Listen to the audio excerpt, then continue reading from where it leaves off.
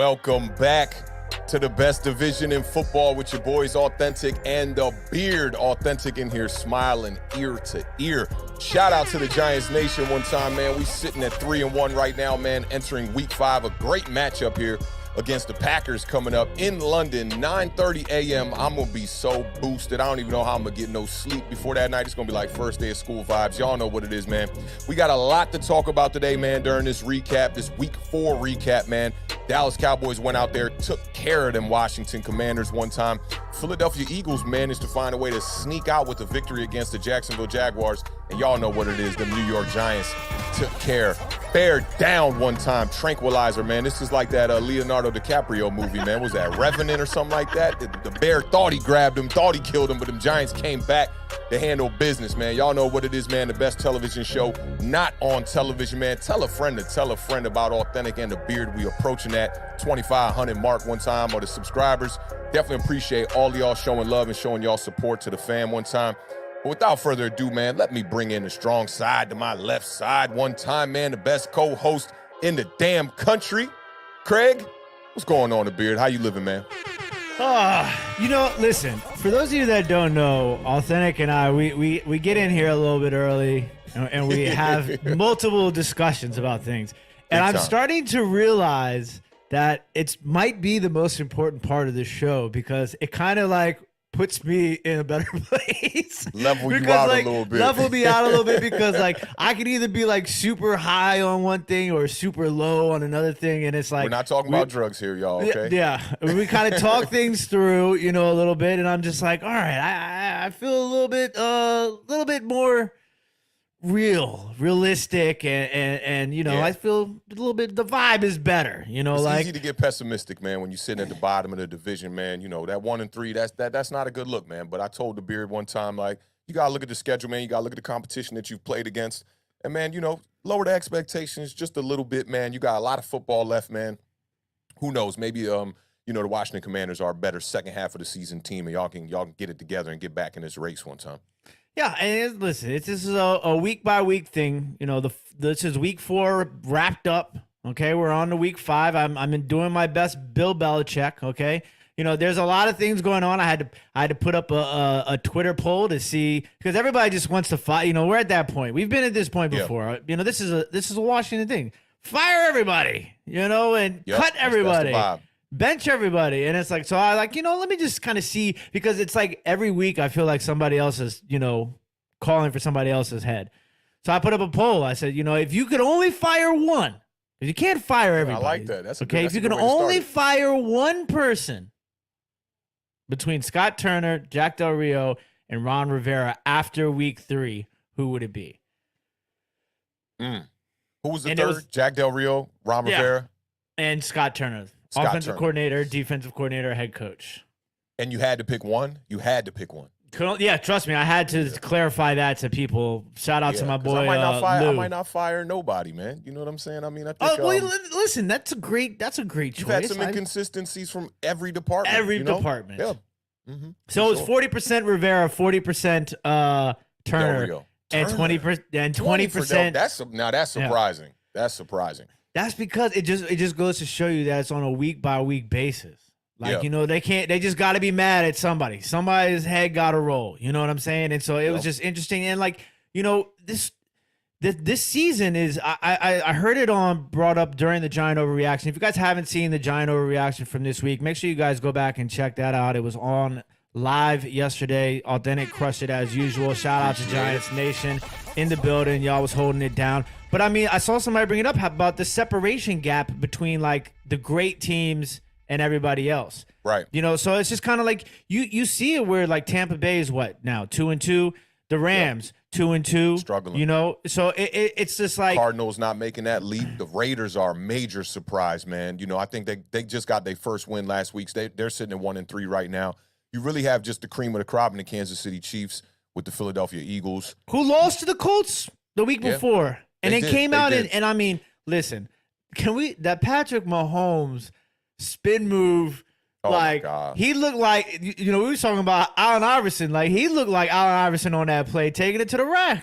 He really did. And he takes advantage of defenders like over aggression. And, you know, as a defender in the NFL, you have to anticipate where a player is going to be. And Patrick Mahomes, he uses that to his advantage because he's really not that fast. He's not that quick. He's not that agile. He's really not. I'll give him a little bit of elusivity, you know, but it's like, it's so deceiving because that spin move was slow, man. Like, he's spinning super slow by the sideline. He's just like, you know, it's like, it's very deceiving like you on the basketball court. You're right about that. So, I mean, and then you had Buffalo, Baltimore. That matchup was interesting. You know, Baltimore should be undefeated if you ask me, man. The way that they've, you know, squandered leads late in games, man, has been, you know, I don't know if you got to look at the coaching for that, but to me, you can't look at the quarterback, man. Lamar Jackson is just doing everything he possibly can. The dude is a straight-up highlight machine. I would do anything to have Lamar Jackson be the quarterback of my football team. I think if you find me somebody who wouldn't, unless you're like a Green Bay fan, a Chiefs fan, you know, maybe a Rams fan. Outside of that, I mean, you know, listen, I think everybody else will take Patrick Mahomes. But nonetheless, Week 4 is over, and we're here to talk about it. Shout out to everybody who's watching us right now on YouTube, Twitch, Twitter, Facebook. We appreciate all the love and the support. Don't forget to hit that thumbs up. And as Authentic said, tell a friend to tell a friend. The best television show not on television show is live and ready to rock and roll. Let's say some quick shout outs to the people in the chat. We appreciate everybody in the building. Listen, shout out to Zank Zappa. I saw him and Jameson going back and forth real early today about who was first in the building. So big shout out to Zank and Coach Taylor. We appreciate you guys. Old man Rob is in the building. What's going on, Rob? Appreciate you stopping by. LGZ. What up, y'all? How you living, fam? Good to see you. Good to see you. Die Hard Giants fan is in the building. Hey, what's going on? What up, fam? What up? What up? Simon is in the building. Yes, sir. My what up, man, Simon? my man. I see you, JMO. Welcome, welcome. JMO. Big shout outs to the homie Lucas checking in all the way from Australia. 3-1. It must feel good. Must feel good. I must admit, it does feel good, man. I'm feeling real. When 7 o'clock hit and we was talking backstage, I was just forgetting we had to do a show and all that. I know. I know. 3-1, man. 3-1. And big shout out to BJ in the building. We appreciate you. Listen, you know what's really funny is I had to send a tweet to Authentic. I said, look, I know you out there, you know, celebrating the win, but I need you to get the editing department on the phone because the Rashad Penny prediction came true. He did get over 100, right? 150 and two touchdowns. Crazy. I was hating on that man, Rashad Penny. But don't fall for the smoke, okay? Don't fall for the smoke, fantasy owners. Don't go out here thinking you got yourself bell cow number one running back out here, okay? He's still a flex kind of guy, maybe on the bench. Don't get it twisted, okay?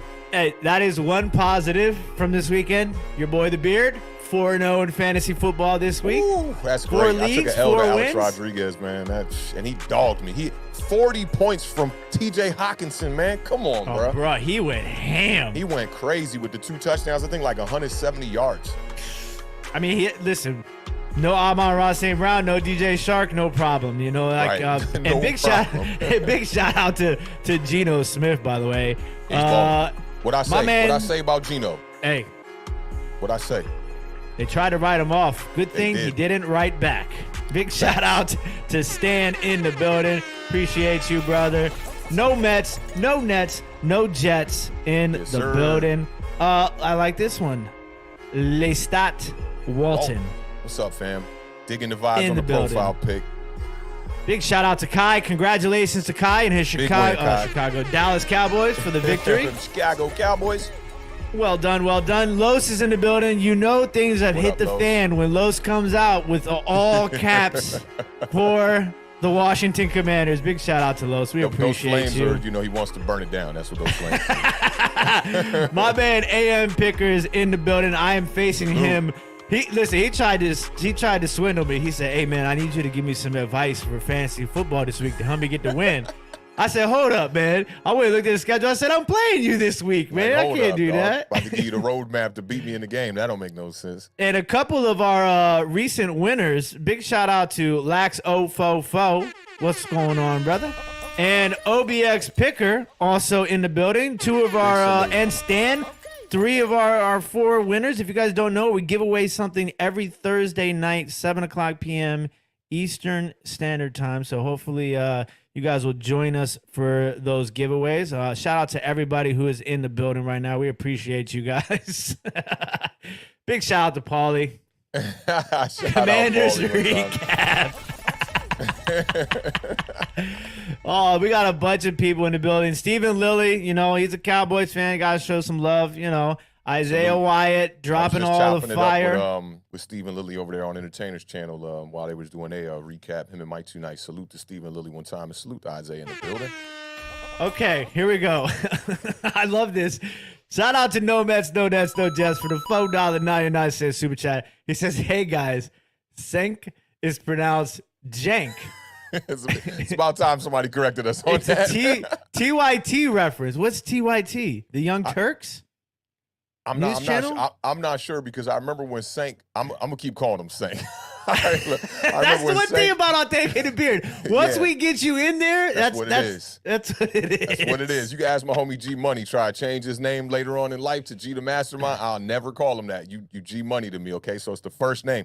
But I remember when Sank first pulled up, and I was giving him a compliment on his stash, and he was like, "Oh nah, that's like this character from whatever. I don't know who the character is, so I'm probably not familiar with the TYT vibes." One time. And big shout out to Sabrina. We see you also. Thank you guys as always. We appreciate it. Ladies and gentlemen, it's time to talk some football. Some football. Some football. Some football. I like that because we definitely about to talk about some football, man. It was a jam-packed weekend for the NFC East, man, especially with that matchup between the Cowboys and the Commanders. But we're going to start this one off on a good note here, man. We've been talking about Jalen Hurts and all that. So we're going to start off with that Philadelphia Eagles game where they invited the Jaguars over to Philly one time.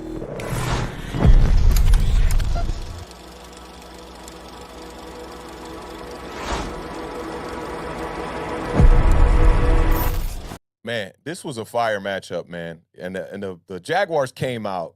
Before I could look up, sit down, and have my beer at the bar, they was up 14-0. I was like, the Beard must be on to something talking about this Jaguars team being, revitalized, and they're going to be a lot better than a lot of people think.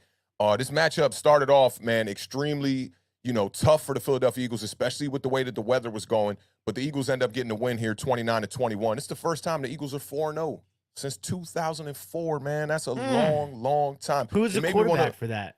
McNabb? Had to be Donovan McNabb. Yeah, those were like 02, I want to say, to like 05, 06. Donovan McNabb should have won a Super Bowl, maybe 2. The Eagles was on fire back then. But now this is the first time that they're 4-0 since 2004. That made me want to go look up for the Giants. Like, when was the last time we was 4-0? I don't remember last time the Giants started off season 4-0. Don't ask me that question for a while. Yeah, it's been a grip for y'all, man. But right now, I think that, the Eagles, they relied on their defense in this game. Pretty crucial, man. Both quarterbacks didn't really have a great day, and I talked about the wind and the rain. It was coming down real heavy out there in Philly. Along the whole entire East Coast, we had a bunch of ugly games. Trevor Lawrence didn't fare too well. He had the costly fumbles in this game, which I think really, really put the Jaguars in a position to lose this game. You get those windows where you're up 14-0. You got to capitalize on those things and try to push it to a 3-score game so you can really, really put Jalen Hurts in a position to have to throw the ball, especially under these conditions. And Jalen Hurts, he didn't have his best game of the year either. He was 16 for 25 for 204 yards, no touchdowns. No passing touchdowns, and he had 1 interception on the day as well. And I want to bring up those stats one time just for our hearing impaired viewers out there one time. Not too great, and I wanted to remind myself about that QBR. QBR is extremely I thought passer rating was skewed. QBR is extremely skewed, man. And I'll tell you what game really had me realizing that was the Pittsburgh game against the Jets. So Mitchell Trubisky was like, he had a lower completion percentage than Kenny Pickett, who came into the game. Kenny Pickett's completion percentage was like a lot higher. He was like 9 for like 13 or something like that, right? But he had 3 interceptions on the day. Mitchell Trubisky had 1 interception. Neither one of them threw any passing touchdowns, but somehow Kenny Pickett got the higher QBR, like not by a little, by a lot. So like, I wonder if do they include his rushing touchdown in that situation too? I think so. And then isn't it like it's I don't know the exact algorithm. But yeah, it's got to be that. Right near the bitch, man. No, but like there's some weird, numbers that go into it, like the difficulty of passing and like a first down and like I don't know, it's a long like MS DOS sort of computation. I've been trying lately to like rely on QBR more than passer rating, because I've seen passer rating be extremely flawed. Like a dude be over like 100 in the passer rating, he's not doing that great. But when you throw 3 interceptions and one guy throws 1, I'm taking the guy that throws 1 interception every time. I understand Kenny Pickett, rookie, thrown into the game, but that's neither here nor there. I just think like QBR, I don't know how much we can rely on that. Daniel Jones had the highest QBR of any quarterback over the weekend. He threw the ball 13 times. 70 yards. I just don't get it, yo. But for me in this game, and I don't want to hang on to this game too long, but there was a drastic momentum shift that happened early on in this game. After the Jags were up 14-0, there was 13 minutes, 26 seconds left in the second quarter. The Jags are on the Eagles' 34-yard line, and they decide to go for it. Now, you could take the field goal there on 4th and 3, and now I know the conditions weren't guaranteeing field goals to go in, but more than likely from the 34-yard line, most NFL kickers can make a good 49 whatever yard field goal, right? So they decide to opt out from the field goal and go for it on 4th and 3. Pressure forces Trevor Lawrence to kind of try to boot out of the pocket. And he just just lost the ball. Literally just slipped out of his hand, tried to jump on it. It's 4th down, turnover on down. Eagles take over. Soon as the Eagles get that ball back down 14. And this is what I'm talking about when I talk about the windows. When the window, I love the windows. I love the windows, man. The window, Awthentik and the windows. You got to know, like as a quarterback, I played quarterback. If my team's down 14 and you just gave me the ball back on a turnover on downs, I'm looking like, dog, we get up 7 here, I'm cutting this to a 1-score game. The Eagles go right down the field. Skinny post to A.J. Brown for 18 yards. Beautiful screen design play to Goddard for 20 yards. And then they kind of struggled as they got into the red zone there, right? And I don't know if it was a penalty or a loss of yardage on the play that ended up putting them 3rd and goal from the 16-yard line. And this is what I be talking about when I'm talking about Jalen Hurts in that red zone. He drops back. There's nothing there. I don't know if it was a design quarterback draw or what. He just hits that back foot, goes right down the middle of that defense, picks up 13 yards on the run. Now you're looking at a 4th and manageable from the 3-yard line. You're really making it a decision for your coach now. Do we go for it? Well, we got this far, and we know that if you kick that field goal, you're still looking at a 2-score game. The weather's looking like garbage out here. You might not get yourself in a position to be able to score a bunch more touchdowns in this games. Who knows how many more red zone attempts you're going to get. They end up going for it. Jalen Hurts again on another quarterback draw, and he took a smack. Ooh, he got hit. Run. And you know what I liked about it? He fumbled as he was going through the line, right? He ain't just like lay on the ground when he took the hit. He got right back up, pounded his chest to let y'all. He knew it was a touchdown. It was not even a doubt in his mind that was a touchdown. And these are the reasons why I always call this kid a red zone maniac. It's something about Jalen Hurts when it gets down to these pressure situations. He sees blood. He sees blood, and he's like, I got to get in the end zone. And he gets in the end zone. Then you see the Jaguars get the ball back. They go 3 and out, and now it's time. Sirianni, major kudos to that man Sirianni, bro. Sirianni is now showing people in the NFL that press conference he had when he was first hired, that's a thing of the past. This guy is one of the best coaches in the NFL right now to me. He made the second quarter adjustment in this game, realizing that they couldn't put this game on Jalen Hurts' back with the way that the weather was looking, that he had to go and rely on the running game. And that's going to bring me to the next stats we're going to bring up on the screen. Miles Sanders was eaten in this game. And he was he had some catches too. You can't even fit that into the stats. I mean, he was, and this is the Miles Sanders that we always, that's the potential we've been looking at since day one of his career.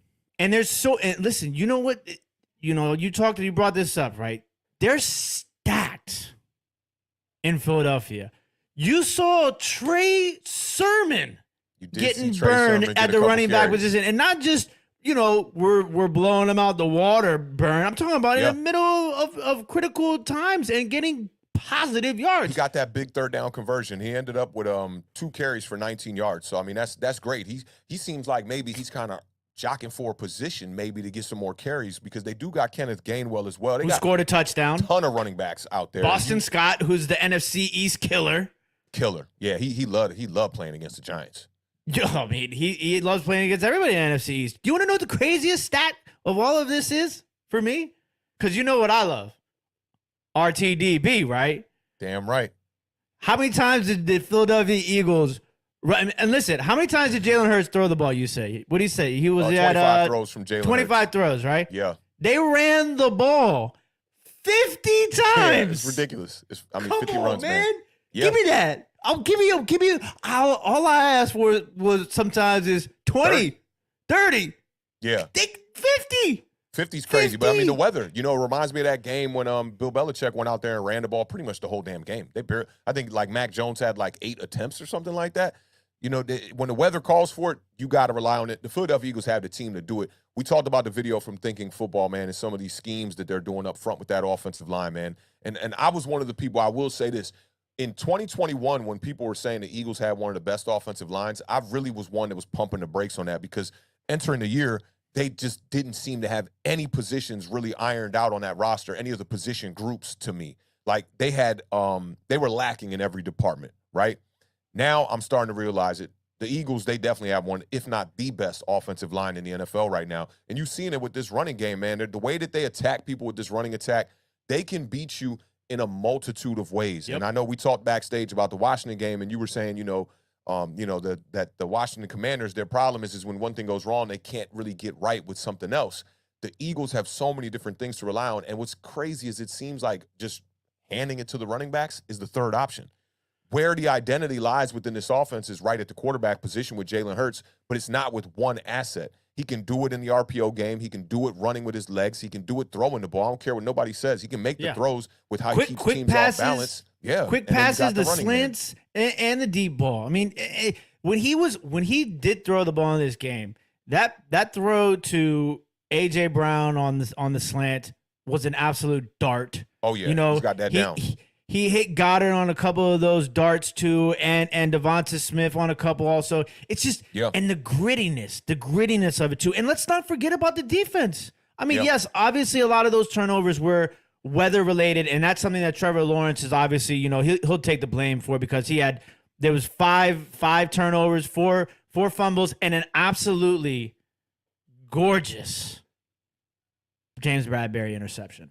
Oh, yeah, you got to look at a pivotal point in this game, too. Very important point. And what's interesting is, like, that game, so all these games were all at the same time. Dallas and Washington, the Eagles game, and the Giants game. Yep. So I literally watched William Jackson get burnt, and then immediately goes to commercial, and then I divert my eyes to red zone on another screen, and I see Bradbury make that interception. James Bradbury was a free agent.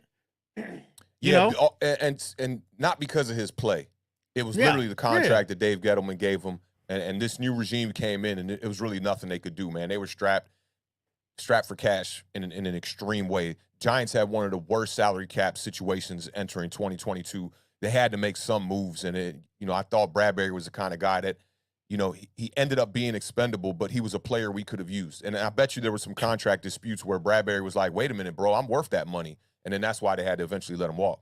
We could have used him too. I mean, of all the Carolina guys that you want to bring over to Washington, that would have been a good one to bring over. I'm just totally throwing that out there, So and I think you guys were a little bit overwhelmed in y'all game too. We'll get to it, but I thought y'all secondary was a bit overwhelmed because I think people are sleeping on that Dallas Cowboys wide receiver core when they're healthy. Like when they do have CeeDee Lamb, Michael Gallup, and now Noah Brown is playing, high caliber football. Tight end doing things. They have a running game. It's a very balanced offense, and I talked to you about this off air. They know how to win. That most importantly, they know how to win. But and that's what Philadelphia is doing. Second half stuff too. When we talked about this matchup on the parlay, one of my sit-em players for the day was Christian Kirk. Remember that, right?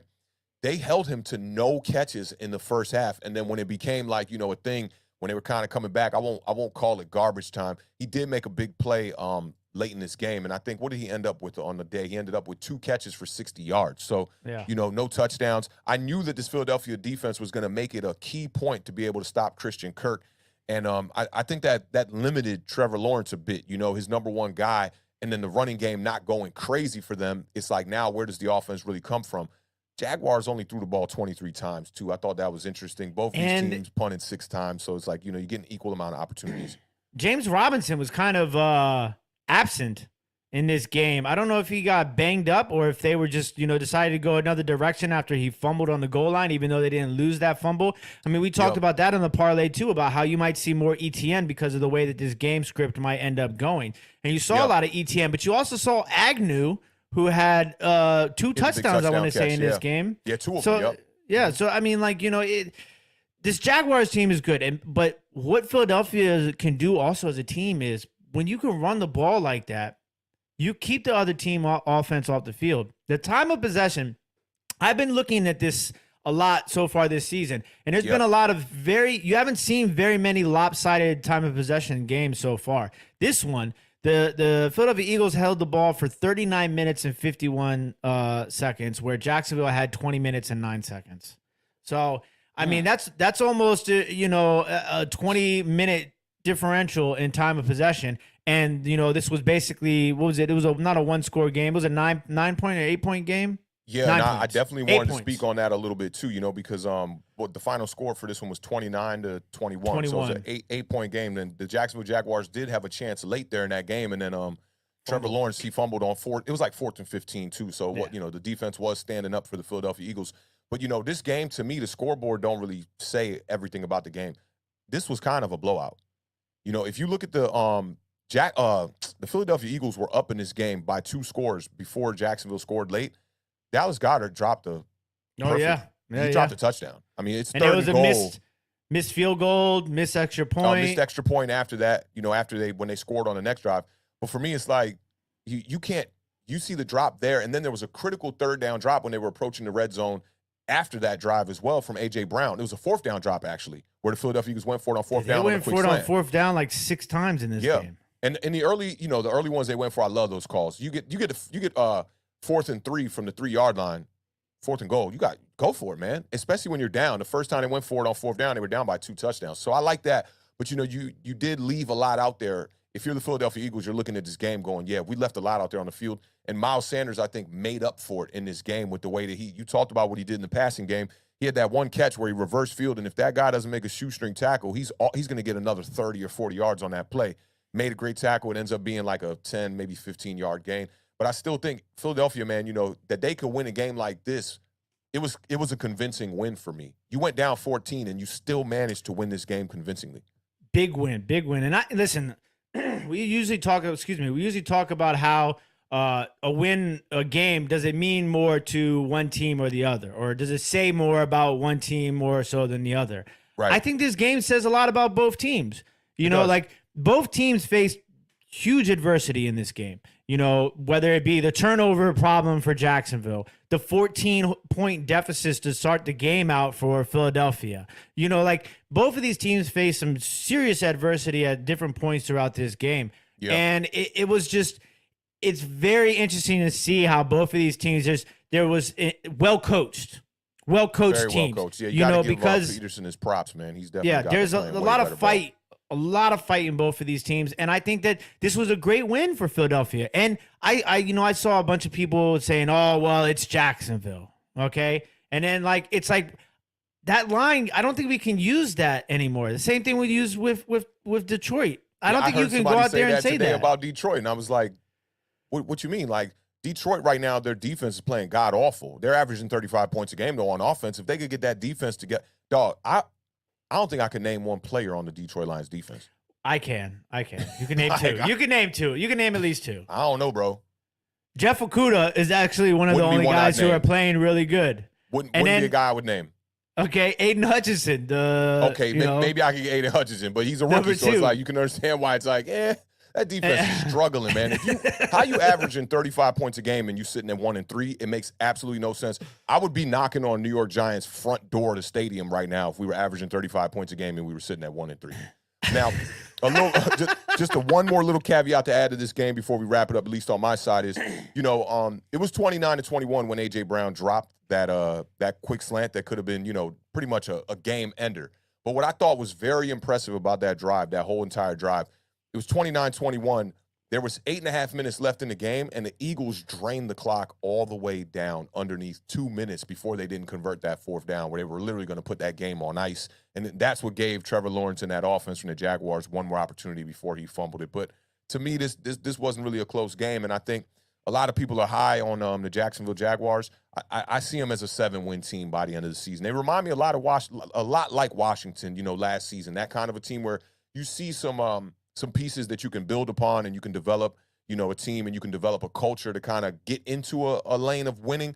But being from what they're coming from last year with Urban Meyer and how terrible of a situation they were in, I think it's going to take a little bit longer for them to scoop that dirt up off the grave and get back, to seeing some like lively football here. I think they have a chance to win that division. That division's awful. Yeah, Tennessee's won 2 games in a row, and then they get Washington this week. So and y'all can beat them. Y'all could beat them. And the Colts are just you never know with the Colts, and then the Texans are there. They're riding that line too, where like the Texans, I feel like, are in every single game. I can't have no faith in the Texans yet, not yet. And the Colts, I really don't got much faith in them. I think they overlooked how much Carson Wentz's value was to that team and what he was doing to keep that offense kind of like just operating decent. And Matt Ryan is not a bad quarterback or nothing like that, but Carson Wentz is the kind of guy that can buy you some time, and he's going to make more throws than Matt Ryan will that are like unexpected. Matt Ryan's going to do his job, and that's about it. But what I'm noticing with Matt Ryan, not this particular past week, but the first like 2 to 3 weeks of the 2022 season, is he tries to hold on to the ball too long and do things like he's young Matt Ryan, which he was never really that mobile, but he's trying to escape pressure as if he's a young quarterback when he kind of got to take a page out of Cooper Rush's book and start operating quick, get that ball out of your hands hot and as fast as you can. But at the same time, I don't think the Colts got the wide receivers to really do that over there. So I do think they're missing Carson Wentz, man. Just the improv style of play that Carson Wentz has, it yields better when you got a good running game like Jonathan Taylor out there. Yeah, so, listen, Eagles, big win, 4-0, the only undefeated team in the National Football League. Facts. Are they number 1 in your power rankings in the NFL right now? Yeah, I'm going to put them at number 1. Because, we're going 2. week by week. Week by week, we'll go number 1. I still think that the Kansas City Chiefs are more dangerous, and I kind of want to put Baltimore up there. I know the record don't say so. I kind of want to put Baltimore as the number 2 team, but right now I think I got the Philadelphia Eagles at number 2, and then the Bills and the Ravens kind of sitting around 3 and 4. So we've those are my four teams also: Philadelphia, Baltimore, Buffalo, Kansas City. There's, what do you got after that? After that, it's you could plug and play pretty much almost. A lot of teams at 2 and 2. You know what I'm saying? But those 4 teams, I think, stand out to me a little bit more than everybody else.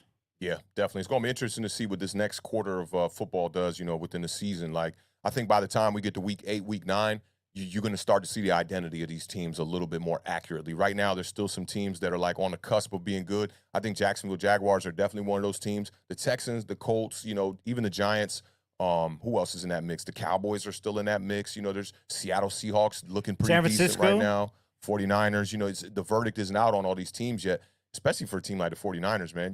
They went out there and they lost to the Chicago Bears, who I think is the worst team in football. But then they go out here on a primetime game. I believe that was a Monday night game where they just beat the Rams, pretty convincingly too, man. They were giving Stafford some hell in that game. So it's very – things are up in loom right now, and it's like the teams that are going to be able to get healthy, start to win games going into the end of October, into November, those are going to be those teams that are going to, they'll rise to the top, and we'll see. I'm hoping that my team can be one of those. I'm hoping for y'all, bro, that y'all could just get back in the mix. I think it's there's still a lot of room left in the NFC East for, a bunch of divisional games down the stretch especially. Y'all play the Giants two times within a 3-week period. If you go out there and you sweep the Giants, you could get right back in the mix. You got the Eagles a couple times back-to-back as well. It's all about winning your division games, man. You're going to have 6 of them or 5 left, I believe, for y'all now. We got 4. We got 4 left. Oh, now you got 4, because you played the Cowboys on Sunday. So you're 0-2 in the division, man. So you're digging yourself a bad hole so far. But we'll see, Thanks man. for the reminder. We will see, man. But I do think y'all had the more tougher schedule to start the year off of the teams. And the Cowboys, I thought, had a pretty difficult schedule to start the year too, man. Starting out with the Bucs is really tough. I think that's why a lot of people talking a lot of smack about Dak Prescott's play. But, we really only saw him for 1 game, Yeah, it's way too early for all that crazy talk. Yeah, the Eagles still scare me. BB Jones, as soon as I say Cowboys in the building. What's up, BB? How you feeling, man? Okay. All right, you ready to get to your game, man? I was born ready. I was born ready. Rudy in the building one time, Notre Dame fan. Shout out to my guy, The Beard, one time. Y'all know what it is. All right, let's get it.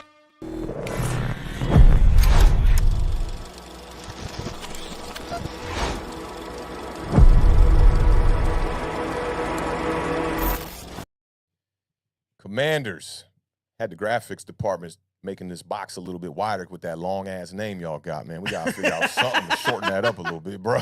But Commanders took the L, man, 25-10 to the Cowboys, man. I thought the Commanders were really in this game early on, man, 12-7 at the half. I was like, man, Commanders doing a really good job, man. Every time I say Commanders, it don't even feel right. It just sounds like I'm saying the wrong word. But y'all held the Cowboys to 62 total rushing yards, man. 59 by the half. I'm looking at y'all like, yeah, they about to go out here and win this game. That's the formula to try to stop a backup quarterback for sure, man. Just 2 rushing first downs, man. It was the fewest against the Cowboys since allowing 1 in 2012, man. So Washington definitely stepped up and stopped the running game. But offensively, struggled all day, I feel like. Defense, they did a good job of bending but not breaking. Both teams in this game, 5 of 15 on third down. Both teams, 1 of 3 in the red zone. The big number that stood out for me, I don't want to snatch all your nuggets, but this was one of my big nuggets, man. The 11 penalties for 136 yards. That's costly. I think that's a big part of why y'all lost this game. Carson Wentz, man, 4 yards per attempt on a day. That is not going to get it done. He was only sacked twice, but he oh, my bad on the stats there. But he faced a lot of pressure in this game. And right now, Carson Wentz is the 3rd most pressured quarterback in the NFL. I forget who number 2 was, but number 1 is definitely Daniel Jones right now. Number 2's got to be Joe Burrow. Joe Burrow, maybe. Or maybe Justin Fields was number 2 going into week 4. It might be Justin Fields as well. Yeah. But Washington was definitely in this game, man, in the second quarter, man. That 7-play, 65-yard drive to take the lead 7-6 on a touchdown to Jahan Dotson. I'm looking at y'all like, here we go. Washington really about to get back in the mix here, man. But Dallas answered immediately with a big play to Gallup. Couple tough runs from Pollard, man. Then the touchdown to Michael Gallup on 3rd and 6, I thought was the backbreaker for y'all. Cooper Rush avoided. Oh, I'm sorry. Yeah, Cooper. It's crazy because I'm saying avoided the rush, but Cooper Rush avoided the rush. And he threw a dart, man, and then the extra point got blocked. And I thought y'all made a big mistake on that, too. Your defender, I forget who it was that was near the ball. You could have scooped that up and maybe got, I forget if it's 2 points or 1 point on the extra point. 2 points. Get the 2 points there, man. That could have got y'all back in this game, and I think that would have helped y'all late. Now, before I toss it over to you, I want to talk about 2 things. Carson Wentz, the QBR. 42 attempts is already too much. I know you weren't happy about that. We want to run the damn ball when we're talking about the roadmaps from the Beard. And to throw it 42 times and only have 170 yards, that ain't the vibe, okay? But I do think that y'all did enough offensively to stay in this game right up until the second half. And to me, it was fourth quarter management. I talked to the Beard about this a little bit off air, man, and I always like to get his opinion on what I'm about to tell him on the show. And he told me he definitely thought about this, but being down 22-10, 3rd and 3 from your own 40, Washington runs a draw play. And this is what I didn't tell you when we were talking off air. I just told you about the last scenario that I thought, he made the wrong decision on. But 3rd and 3, you run the draw play. They gained about a yard. So now you're looking at a 4th and 2 from your own 40, okay? And it's 22-10. It's the beginning of the fourth quarter with like 13 minutes left in the game. To me, this was the opportunity to go for it on 4th down. Instead, you end up punting the ball. It doesn't hurt you because you had good field position when you punted it back to Dallas. Dallas ends up going 3 and out, and then they shank the punt and give you fantastic field position. And I'm looking at it like, Dallas just screwed up right there, and they gave Washington a chance to get back in the game. That's a window. And here it comes. You see the window. Washington gets the ball. I want to see y'all got the ball like around the 35-yard line. Dallas Cowboys 35-yard line. Y'all get it down to the red zone. And the thing that I was looking at mostly in this scenario was 9 minutes left in the game, okay? You're down by 12 points with 9 minutes left in the game, which is a ton of time. To me, 9 minutes does not say that I'm only going to get 2 possessions, including the one that you're trying to drive on right now. It says to me that you're going to get at least 3 possessions, probably going to get 4 more possessions within the 9 minutes. You know the Cowboys are going to be running the ball every time you get the ball back to them, so it's really just stopping the run, trying to use some timeouts on a drive. One of these drives, if your defense would do their job properly, you're looking at a drive that probably won't even spend over 20 seconds for the Cowboys if you could stop them, to a 3 and out, right? So you get the great field position. Wentz is sacked on 3rd and 9, and I go, okay, you got to take the field goal. You're looking at 4th and 15 now. You're down by 12 points. There's still 9 minutes left in the game. And Ron Rivera decides to go for it. And to me, when you do that, you're placing all the emphasis on this one play, a 4th and 15, that if we notice, if it goes wrong and you don't get it, which it's a 90% chance on 4th and 15, and it was 4th and goal, that you're not going to get that. You're in the red zone. All the Cowboys got to do is play the line. They try to do a little bit of it was like a skinny kind of post corner to Terry McLaurin, and pressure got to Carson Wentz on the play. He had to get rid of the ball a little bit earlier than he wanted to. And Diggs made an absolutely amazing play on that. Diggs in this game had a great game. People got to stop talking all that about Diggs not being a good corner and all he does is get interceptions. That's BS. His makeup speed is probably top tier in the NFL right now. He gets beat on that throw, on that skinny post, he's beat, post corner. He's beat. The pass is a good pass. He gets right back in position to make the pass deflection. And now you're looking at now Dallas taking over, obviously in their own territory, but you're still down by 12 points. Your defense comes out there, and they handle business again. 3 and out again. And Wentz comes down, he throws the interception, okay? You're still down 12. Wentz's interception was on 3rd and 8, okay? There was about 6 minutes left in the game at that point. He throws the interception, okay? And you're looking at like, hey, the game's over right now. Washington's defense stands strong again, and y'all hold the Dallas Cowboys to a field goal. So what is it? You're still involved in a 2-score game now. If you kick the field goal there, you could maybe get one more field goal, and now all you're looking at is a touchdown, 2-point conversion to get back in this game. Instead, I think it was bad fourth quarter management by the head coach and the offensive coordinator, and what looked like a game on paper that looks like you kind of got blown out. Washington was really in this game all the way up until that last drive, that 4th and 15 really, I'm not going to say it cost y'all the game, but it closed the window of opportunity to get the W. I mean, look, and when we talked about it, like in the back of my mind, when it goes down, I'm thinking to myself, you're down 2 scores. If you kick the field goal, you're still down 2 scores, right? And then when we talked about it before we went live, I kind of started to get an understanding of where you're coming from as far as, timing wise. Like with 9 minutes left, with an offense that has been struggling for 3 weeks now, put some points on the board and let's go back to work, right? I understand that. And you can argue that either way. Now, obviously, as far as this game goes, penalties absolutely destroyed it. Like you said it. I mean, the 11 penalties for 136 yards is just absolutely unacceptable. That is like, old Raiders penalties sort of situation. Like that's you cannot do that. And Beard, let me clarify one thing of what I'm saying about the time management, because this is what I think Ron Rivera did right here. He goes, we're down 2 scores. What good does that do? Imagine if you played a whole game like that. Imagine if when you got to the end of the 3rd quarter, you were thinking, we're down 2 scores. Why would we take a field goal here? My point about what I'm making about this is that there's enough time on the clock for you to have at least 2 to 3 more possessions after the possession where you're going for it on 4th and 15. I'm telling you, when you go for it on 4th and 15 in the red zone, you're pretty much saying, hey, I'm giving up. If we don't get a touchdown here, I'm throwing in the flag and the game is over. So I just want to make that clear that, like, you can't think, hey, we're down 2 scores, and every time we're down. Man, I've seen this with the Giants so many times under the Joe Judge era. You get down 2 scores, and then now you're trying to go for it on 4th down. You have to pick and choose the proper times to go for it on 4th down. And me, bro, I come from the old school cloth. I'm cut from the old school cloth. You don't go for it on 4th down unless you absolutely got to. So if you kick the field goal there, you ended up getting the muff pump back and getting the ball back right in their territory. So for me, it's just like if you get in field goal range again with 5 minutes left, it makes the decision that much easier to just kick it there, and then now you're down by 1 touchdown with 3 minutes left in the game, let's say, and you got to make one more defensive stop. To me, it's about keeping the odds high for your team to win the game until the absolute last moment. And I think that Ron Rivera didn't do that in that game. I don't think it's like egregious where you got to go out there and go fire the guy after making a call like this. It's not Joe Judge running 2 quarterback sneaks back to back or nothing like that. But it's about time management, understanding that 9 minutes left in bro, that's a whole quarter of football almost. It's literally almost a whole quarter of football. And I just think he hit the panic button just a little bit too early. Yeah. And like I said, to me, like, it wasn't that big of a deal, but when you look at it from that perspective, it makes sense. It's a reasonable argument. And I can make that judgment better in hindsight. I will say that. Oh, in hindsight, you can make it better. But like, y'all even got the ball back with 20 seconds left at the end of the game. It was your 4th possession from that point.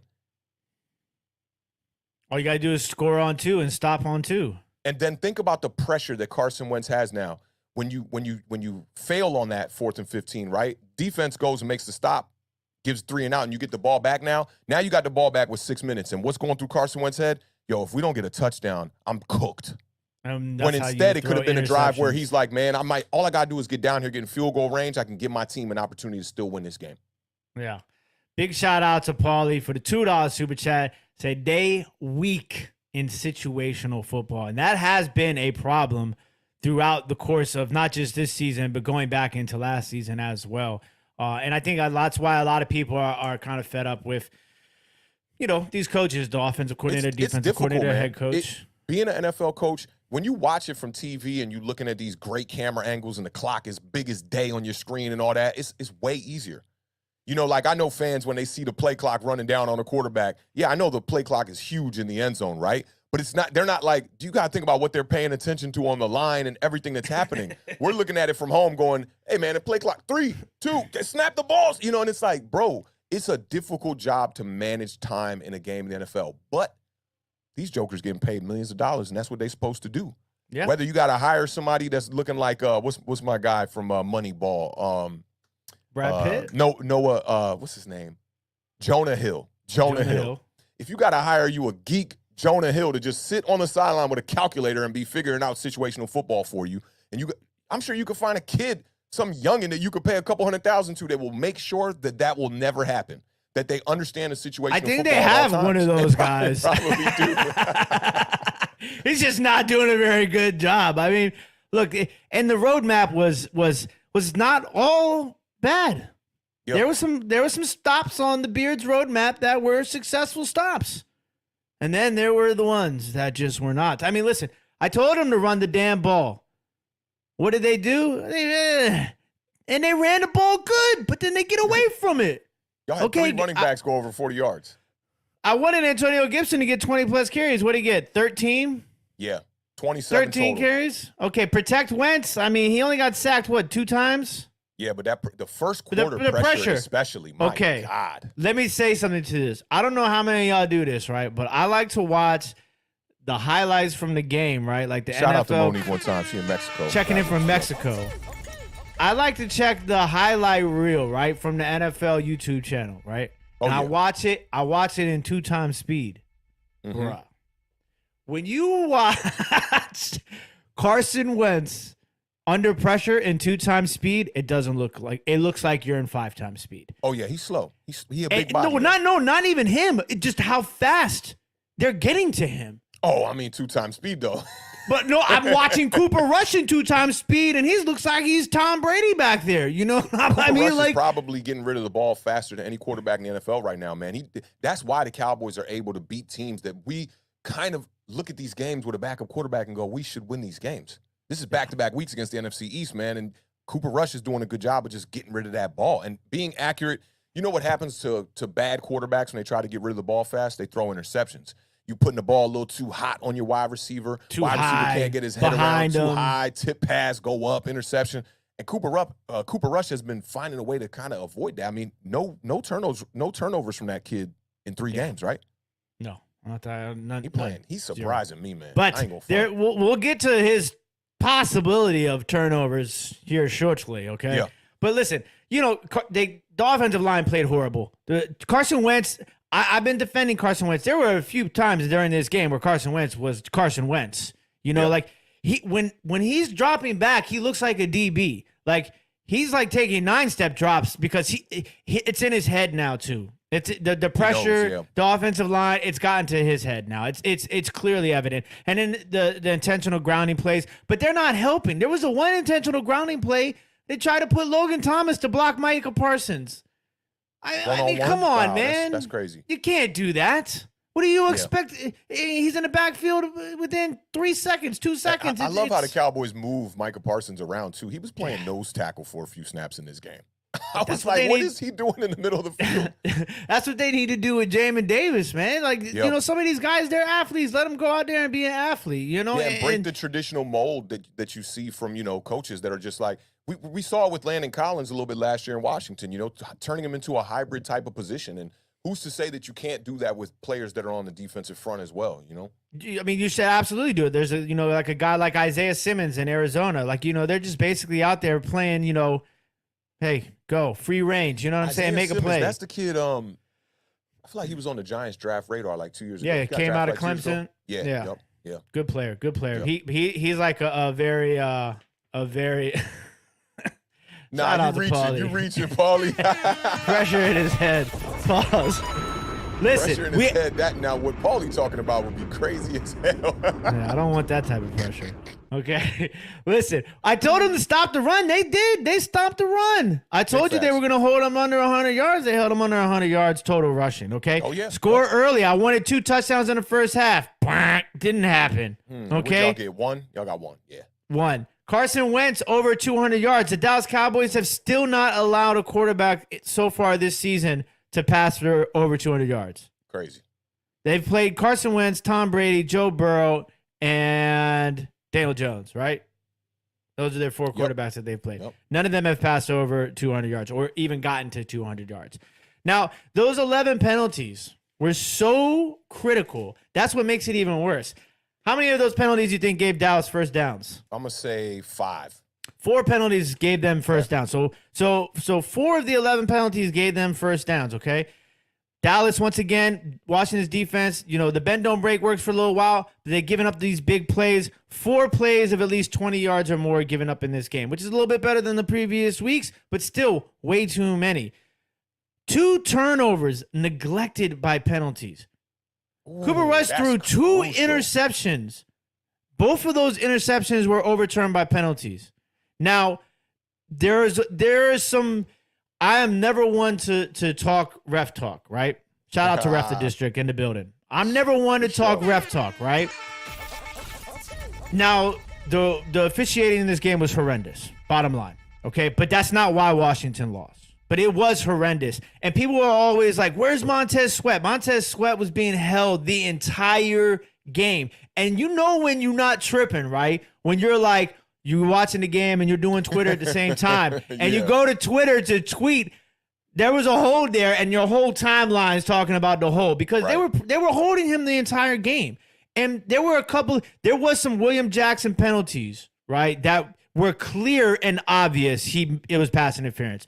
But there was some no calls on that first Terry McLaurin play down the sideline. Should have been called pass interference. They missed that one 2 times, 2 pass interferences on the same route, basically. The at the end and the holding during the route.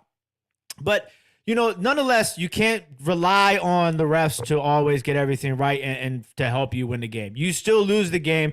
The refs did not make Washington win this game. It was still a horrendous officiated game. No questions about it, right?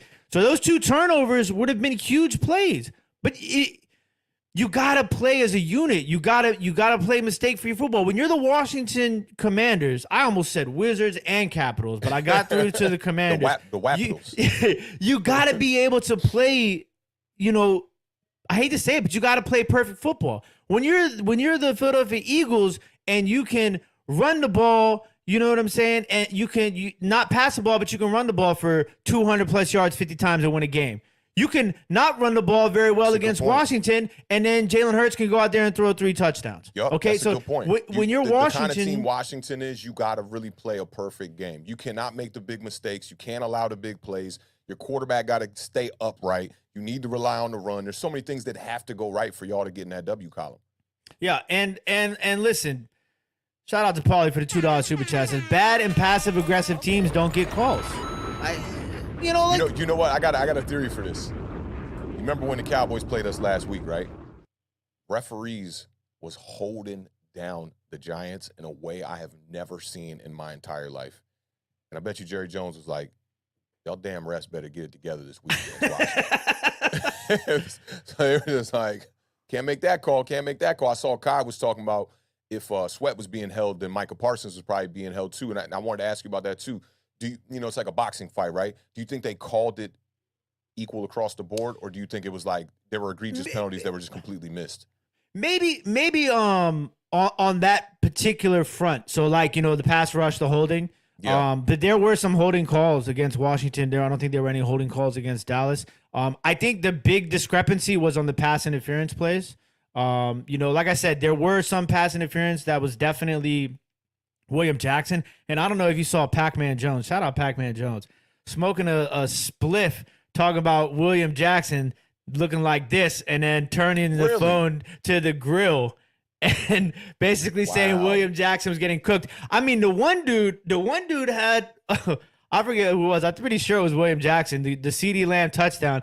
William Jackson looked like, he was doing a stanky leg. Like, he looked like, he was on an and one mixtape. CeeDee Lamb gave him the business with a cut I saw inside he did and make the nice little pass deflection at the end though on CeeDee Lamb. You know that yeah, kept the game they a came little right bit back alive. at him. They came Yeah. right back at him, and he made that one play. But it's like, listen, William Jackson played horrible. Kendall Fuller played horrible. The secondary, St. Juice played pretty good again. St. Juice, Cameron Curl graded well. Cameron Curl graded at top, I want to say one of the top safeties in the game at 90 something on there. But there's just too much. The big plays, the penalties, so all the good stuff that you do gets erased.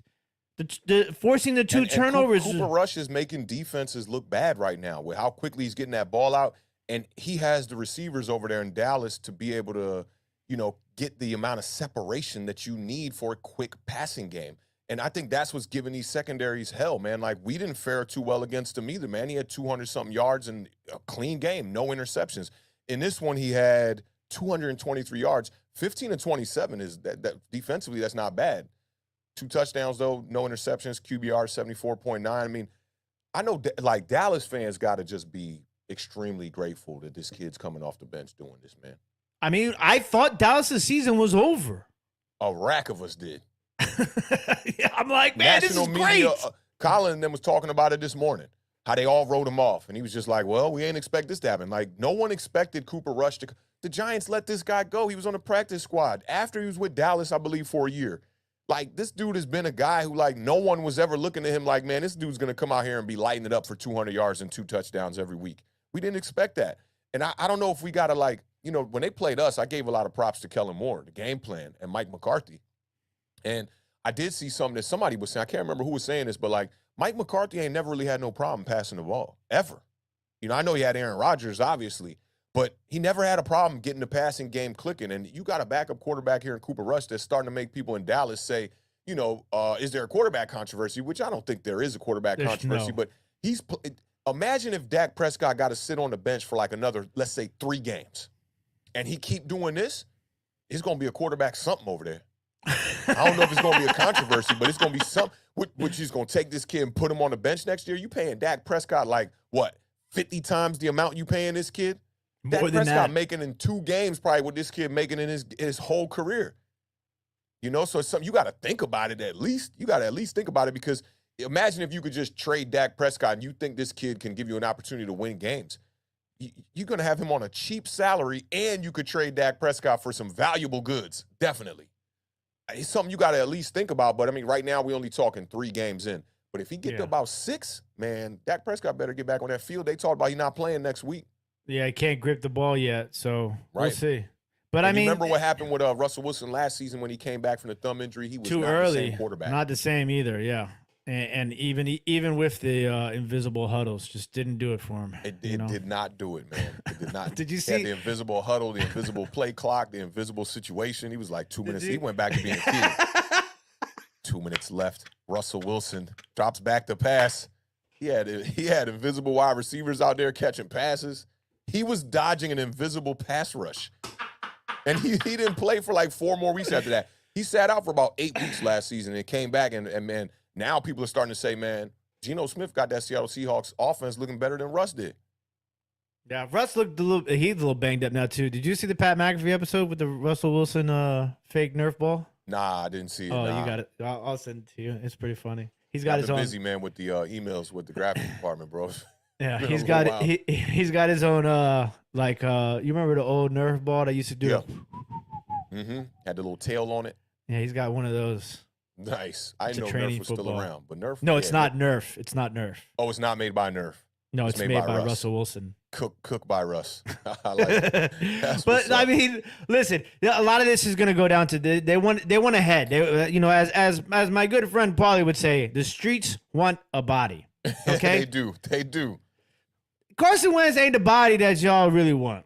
All right, it's coaching, it's offensive line. Listen, they talking all this Taylor Heineke stuff. Let me just give you guys some quick little rundown, and I'm gonna give you a quick little rundown on these players, and I'm gonna let you guys, we're gonna move on from Washington. Okay? Let me know. Take your time, brother. It's a Tuesday. Taylor Heineke was. We're talking clean pocket now, because what's interesting is I forget what game it was. I don't know if Rep the District is in here right now, but there was a game that we were watching, and we were talking about how the pocket looked right during the pass, and I had tweeted to them. I said, man, let me be able to judge Carson Wentz's play off of a game of pockets like that. Okay. In comparison Now, to what quarterback? Was it Taylor Heineke or was it I just can't remember. random? No, it was a game that was going on Sunday. I can't remember who the quarterback was. I don't know if they're still in the chat or not. But Taylor Heineke has 336 dropbacks in a clean pocket. Okay. 33rd PFF passing grade with that, with those, with the clean pocket. 25th in yards per an attempt with the clean pocket. 30th in adjusted completion percentage with a clean pocket. Leads the NFL in turnover-worthy plays with a clean pocket.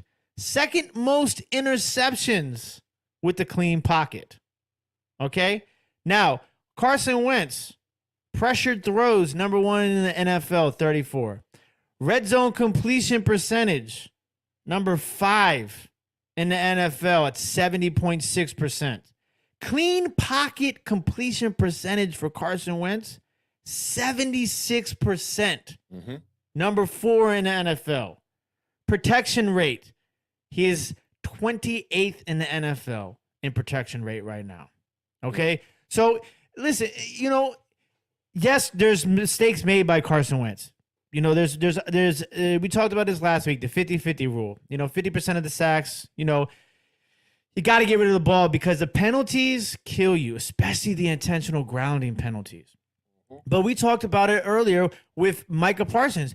You can't have Logan Thomas trying to block Micah Parsons when Carson Wentz is already in his head and you have a horrible offensive line and you're on third down. Things are going to happen like intentional ground. And then people want that Brian Robinson's going to come back and we're all going to be saved by the graces of Brian Robbins, right? He's a body that people trying to, But, you can have Brian Robinson, but if Scott Turner don't run the ball, it don't mean nothing. Antonio Gibson. Can't get down in games either. But listen, in this game, were we ever really down? Just late, 2 scores. That's just late, 2 scores, right? But you're not running the ball. Remember last week when I was going over those first down runs and Antonio Gibson? It's just the situation and the play calling pattern is so predictable and so off the script of running the ball. And if you can't pass protect and your team can run block, why don't you run the ball? Look, that's what Philadelphia does. That's what good teams do. You talked about this, Sirianni. What quarter did you praise him for making adjustments in? Second quarter. How many points did the Philadelphia Eagles score in the second quarter in that game against Jacksonville? 20. 20 in the second quarter. 20 in the second quarter. That's how you got to do. And just to go back to the statistics that you said about from the clean pocket vibe, right? And I'll say that this is where the fans that are calling for Taylor Heineke, where the reasoning comes from. Because it's literally because of those stats, right? Because your offensive line is looking like straight garbage right now, right? So they think that Taylor Heineke could do more damage with pressure on him, right? We know that Taylor Heineke from the pocket has never, that's not where he does his damage, right? He's the kind of guy that you need to boot him out or you need to improv vibe. The first couple guys miss. Maybe the edge rushers fly by his left tackle and his right tackle. He steps up in the pocket, gets real crafty, and then makes the throw. He's a short quarterback. So I don't expect him to do a lot from the pocket, to be honest. But Carson Wentz, if you keep him upright, I think he gives you the better chance. He clearly gives you the better chance. But at the same time, I understand the reasoning where these fans are coming from because it's like the people in New York that are saying, put in Tyrod Taylor, right? If you're going to run the ball with a quarterback, why wouldn't you be running it with Tyrod Taylor? We found that out on Sunday. He's made of glass, right? We found that out. And we had the people who are rooting for Tyrod Taylor to come in and do these things, which I was one of them. At the beginning of the year, I'm like, if they're going to be running RPO and doing all this craziness, well, just put in Tyrod Taylor. Sometimes you need that proof to prove you completely wrong. And it's unfortunate how it had to happen for the New York Giants because Daniel Jones had to get hurt for the 4th season in a row. But with y'all, it's like these fans could almost see Taylor Heineke come in. It's almost like they just need to see him come in for a few drives and see how bad it really is. And then they'll get right back to Carson Wentz, guaranteed.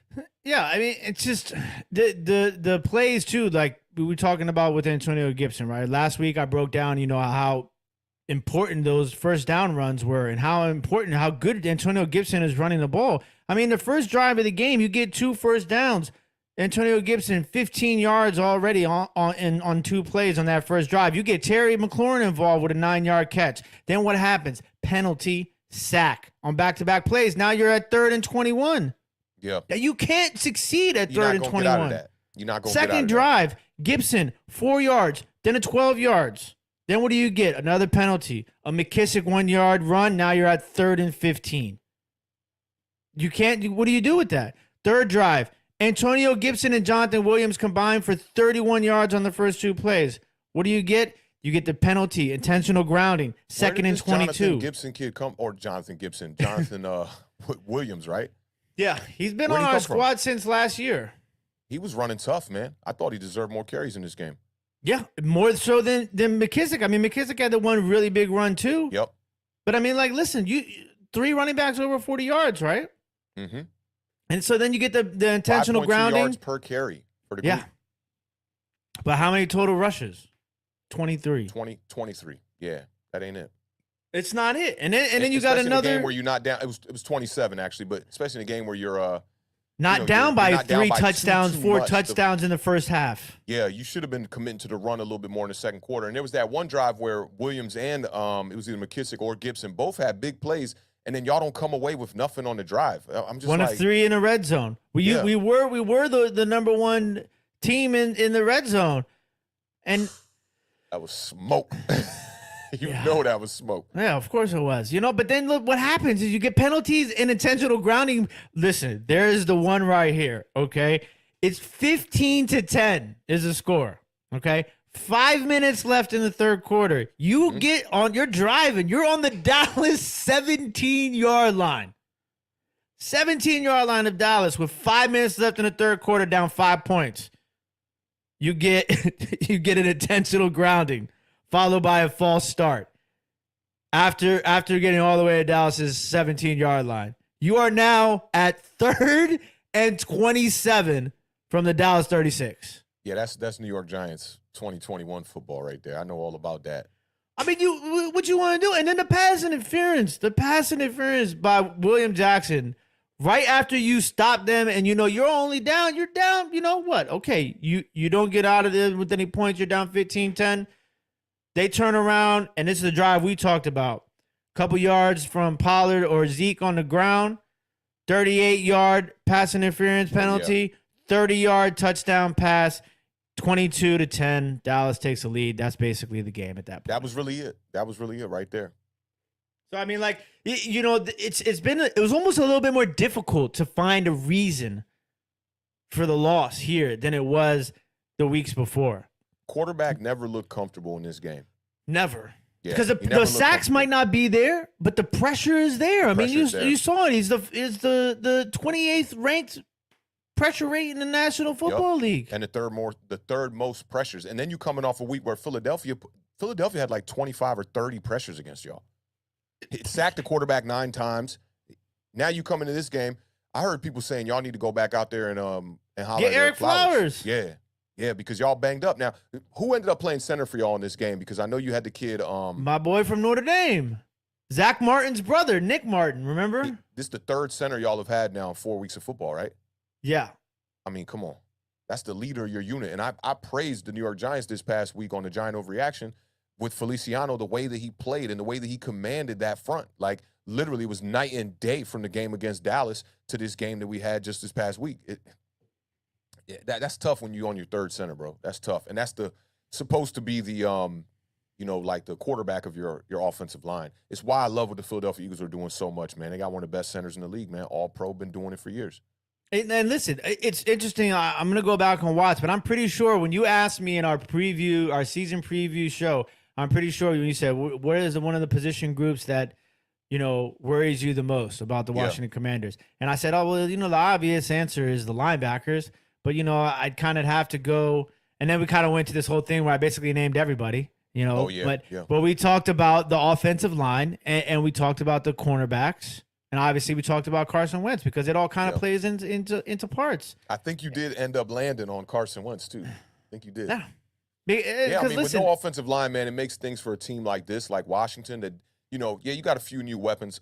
We can't go without talking about Jahan Dotson. He's definitely a weapon, and he's out now 1 to 2 weeks, possibly. Exactly. So, but he's been very productive in this offense. Curtis Samuel has been very productive in this offense. The one wide receiver who's struggling mightily is Terry McLaurin. I don't know what the difference is here, because last year he had less talent over there and he was making more big plays. Now that you got a couple of wide receivers out here that are taking heat off you, I don't understand why the numbers have drastically taken a hit the way that they have. 6 targets in this game, but it's almost like he's non-existent out there.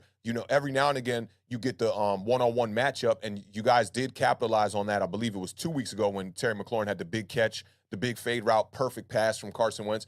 But outside of that, he ain't getting nothing. And to me, that just screams the question, is he a true number one? It's the same thing that they're asking about CeeDee Lamb in Dallas. But now you got a couple of back-to-back games with CeeDee Lamb after the game where he had 2 receptions on 11 targets, where he's showing up now that he can be a number one, especially with Michael Gallup out there on the field now. He looks like a number one, but I think those questions are still looming over Washington right now. It's like, why aren't we able to get the ball to Terry McLaurin? He's supposed to be the best player on this offense, and he's really not been a focal point of this offense throughout 4 games. And this is the thing is, okay, we're 1-3 now, right? I'm not going to sit back here and tank, okay? I'm not going to sit back here and say, fire everybody. I'm not going to sit back here and say, put Taylor Heineke in. But now at 1-3, I'm sitting back here and I don't know what to say. That's where my problem is, because I'm not one of those type of fans or those type of, analysts or, content creators who is ready to just, throw out big, giant overreactions every Monday here at Awthentik and The Beard, generally around 1:00 p.m. Eastern Standard Time. I'm not going to do that. But at the same time, it's like I want answers too, and I want solutions. And now I'm starting to edge closer to I'm kind of upset with Ron Rivera, because when you listen to the press conferences, it's like, bro, what? Yeah. What are you saying? What is you talking about? Yeah, I feel you. And he was cursing a lot in this press conference I saw too. I'm happy. That makes me feel better. Not me, because you want the coach to be, you want him to be even keel after a loss, that he's confident and go back to the drawing board and get this thing. Yeah, fixed. but with Ron Rivera, this is all you get. Yeah. I need a little some F-bombs now. I need a little Dable in Daniel Jones' face situation. Yeah. Yeah, that was okay. A good look for sure. I need some of that. Just give me something. And it's just, but that's in game. That's in game. It's not. Yeah, that's in game. But I mean, if I'm gonna get it, I'd give it to me at any point in time. In game, before game, after game. Yeah. You know what's wild is just 2 weeks ago we had a question that we asked, was if you thought when Chase Young came back with Cameron Curl that would fix the defensive issues, and we weren't even thinking about the offense. We didn't even mention how awful that offensive line is looking. And then you get a couple of matchups that make this offense take a step back. Injuries. And now you're looking at a fan base that's calling for, hey, what the hell's going on with the offensive line? To me, I think that the people in the Washington community had a bit of too high expectations for that team. Should have known that you all should know your offensive line a lot better than anybody else across the league.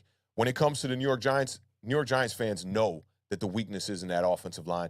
Even when we drafted Evan Neal and we made moves for Glowinski and we brought in a couple other people, Feliciano from Buffalo, people knew that was not going to just straight up, the real ones knew that wasn't going to just take this offensive line from being one of the worst in the league to being anywhere near the top half of the league. We're still struggling with that, but the difference between New York right now and Washington is our coaches are finding ways to rely on other position groups to get those W's. We know that we can't have Daniel Jones drop back 7-step drops and throw the ball down the field, especially with our wide receiver core. So what are we doing? We're giving the ball to Saquon Barkley 100 times in a game and just relying on him to win the game and looking at the defense, which is probably what Washington should have done in this game. Sometimes you got to just die on what you know can work or what is the identity of the team, which for me is why I looked at that fourth quarter and I analyzed this so much, bro. It's like, why aren't you running the ball and just dying on it? Why are you panicking, acting like y'all are this high-powered passing offense, and on 4th and 15, you got to go out there and try and throw it for a touchdown with everything on the line? Just deal with it. Take the points, run the ball. If you lose by 9 points, 8 points, whatever, at the end of the day, at least fans will understand why you went and relied on the running game. Instead, you're trying to rely on this passing game. Carson Wentz throwing the ball 42 times in a game where you were never down by more than one score until the fourth quarter is damn ridiculous, bro. It is. And so after all of that, which did really solid, great points and questions, is it the coaching staff? Are they stubborn? Are they egotistical? Part of it's on the coaching, yeah. That they won't. You went back to the drawing board and fixed some of the issues that you had on defense. You had some major penalties in this game. So to me, that's penalties. That's coaching. We talked about this last year, and a lot of the New York Giants people were saying, well, coach can't help a guy jumping off sides. Yeah, he can. It's discipline, bro. Mm-hmm. It's like, can dad help son from going out in the streets and getting into trouble? Yeah. You damn right. What you instill at home, which is on the practice field for the Washington Commanders, is going to be played out in the games. So when you see 11 penalties in a game, bro, that's discipline right there. That's on the coaches. So they can fix that in practice. You want to keep committing penalties? Come here, son. Sit on that bench one time. I got somebody who's dying to get into that game, who might not be as athletically gifted as you are, but if he's disciplined enough, he's not going to go out there and make plays. At the same time, some of these players got to go out here and step up. But coaching-wise, when you know that the offensive line is a problem, you going to drop your quarterback back to drop it 42 times? No. Come on, dog. And what's interesting is it's like play action doesn't exist to them. Stephen Lilly. I don't mean to laugh. 26 walk. Oh, yeah. This is funny. This is funny. Because you had the damn coach. You had the whole philosophy that comes from San Francisco. You had that coach. Oh, and the Rams coach. Yep. And Green Bay's coach. Mr. LaFleur. All three of them. Yep. But listen, I'm not gonna go down that road. So we can't let's not dismiss ownership though as well. We don't gotta go down that road. It is. But yeah, but what are we gonna you can't maybe not be able to fix. You can't fire all three of them, right? You can't. I mean, you can't. You have to play somebody at offensive line. You got to play somebody. There's nothing you got to let it play out. You can do to get Daniel Snyder out of ownership. And as far as firing coaches, you got to just let it play out, because if you fire the coaches during the season, it's exactly what Ron Rivera did in the fourth quarter. You're pretty much saying we're done with the season. Yeah, especially four games in. Yeah, you can't do it. There's a lot of good pieces on this team. Y'all drafted well. Jahan Dotson looks like he's going to be a guy. We know Curtis. Offensively, y'all look fine. And you also can't overlook the matchups that you had, man. I was telling you this off air, man. The Cowboys know how to win. They don't know how to win in the playoffs. When it comes to regular season games, they know how to win, man. So when you bring in a backup quarterback on a team that right now their defense looks like one of the top defenses in the NFL, it's really just don't make the big mistake, man. Beat Trent Dilfer and get us a W. Yeah. So and speaking of Trent Dilfer, I did think about this today. They won the Super Bowl and then he didn't play for the Ravens the next season. I don't think that's ever happened. Again? Super Bowl winning quarterback. I don't know if that's ever happened ever. Unless you retired. Right. Like you just win the Super Bowl and then next year just like, come to the office, bro. We don't need you. God. You talking about the playoff wins. God, I'm just keeping it funky with you because they going to come for me when I say, hey, the Cowboys know how to win. They're going to be like, Awthentik was saying the Cowboys know how to win. What about in the playoffs? I got to put the little asterisk there, man. But y'all know how to win during the regular season for sure. And I almost like, see, I'm not one of those fans that's like, man, I hate the Eagles. I hate the Commanders. Neither one of That's not Cowboys. What we're about here. I'm not one of those fans, right? So it's like I almost want the Cowboys to win so that like fans across the NFC East could just stop saying that about them in the playoffs, because this team is kicking y'all ass 2 times a year. So what does it matter if they lose in the playoffs? You not in the playoffs, but you talking about them in the playoffs? Like, nah, man. So for me, it's like I only care about the Cowboys when they play against my team.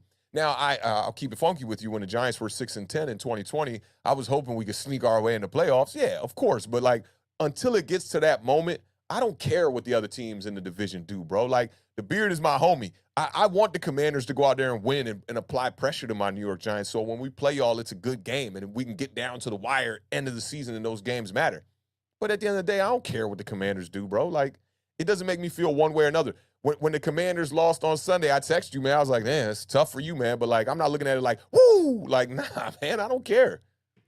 Big shout out to Jukes BSG for the $2 super chat. Says be Brad Johnson and rely on the D. Pause. Pause. Hey, Paulie listen. been on pause patrol, so just had to keep it funky with you. Did you see RG3's tweet? Nah, I didn't. I do follow him too, though.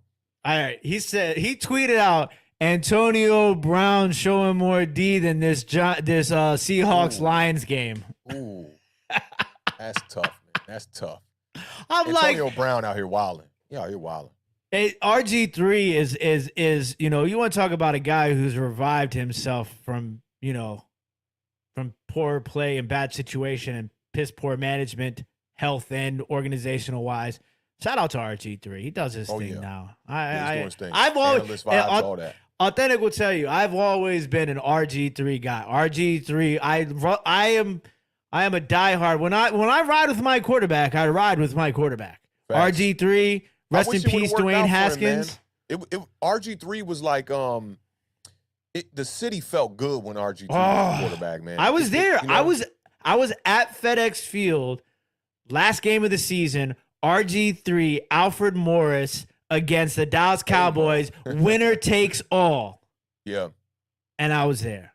And it was the most beautiful thing I have seen at FedEx Field, and I haven't seen anything remotely close before that or after that. I mean, I've had moments at RFK when I remember going to RFK as, young, and I remember that entire stadium literally shaking because and the people, they had these steel stairs in the stands, and the people would stomp on the steel stairs and the stadium would shake. That's why them gates came down on Jalen Hurts when he was here in Washington for that game, and all the fans fell over the gate too. All that stomping they doing. That's at FedEx. This is RFK. This is FedEx will never. Back RFK days. Back in RFK days. FedEx Field will never be RFK. The Washington organization has never been the same since Daniel Snyder has taken over. Those things are just what we have to accept at this point in time. Right now, I want to focus on how do we change everything Aaron else. Judge just hit that home run too. Yeah, number 62. Congratulations on breaking the American League home run record, but Barry Bonds is still the home run king. Sorry to burst everybody's bubble. Felt spiteful. I felt it. From over here. Hey, big shout out to Bobby for the $5 super chat. Says, hi, Authentic and The Beard. You guys are awesome, and let's go Giants. Shout out to Bobby, man. I saw him chopping it up on Pizzle's channel the other night when Pizzle did the Victory Monday stream and whatnot. Shout out to Bobby, man, supporting the New York Giants, man. Hope all is well, brother. Yeah, so listen, it was a tough game, tough loss. We beat ourselves more so than I think Dallas beat us. We really could have, without the penalties, we get those 2 interceptions. A lot of things, but wouldas, couldas, shouldas, and ifs.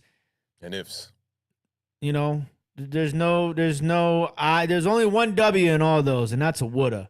Okay, but if you add a woulda, a coulda, a shoulda with a if, it don't equal a victory. Okay, it would have been nice if y'all got the W. Thanks. That was a little mini double entendre sort of bar thing going on there. It would have been nice. It would have. It really would have. Y'all sitting at 2-2, you'd be feeling a lot better today. But at 1-3, I think the L isn't that big of a deal. It's the L that puts you at 1-3 that really hurts. And to Dallas in the All Blacks. Yeah, y'all really y'all harp on those Dallas games for sure over here. Yeah. All right, man. Let's get this Manscaped read out the way, man, and then we can get to this New York Giants recap 2.0. Yeah, he had the giant overreaction on Monday one time. That was fire. Shout out to everybody that pulled up, man. Those streams are starting to be like a victory lap, man. There's 3 out of 4 games. I mean, it's like night and day from last year and this year, man. Hey, shout out to Brian Dable, man. He's doing big things, man. But shout out to Manscaped as well, man, for supporting Authentic and The Beard. Today's episode is brought to you by Manscaped, who is the best in men's below-the-waist grooming. Their products are precision-engineered tools for your family jewels. Bars. My man. Manscaped's Performance Package. Join over 6 million men worldwide who trust Manscaped with this exclusive offer to you. 20% off and free worldwide shipping with the code AATB. That's the acronym for Authentic and The Beard at manscaped.com. Get 20% off and free shipping with the code AATB at manscaped.com. And unlock your confidence and always use the right tools for the job with Manscaped. We're going to take a quick commercial break, man, and then we will be right back with that Giants recap against them Chicago Bears. Stay tight, man. Stay tuned.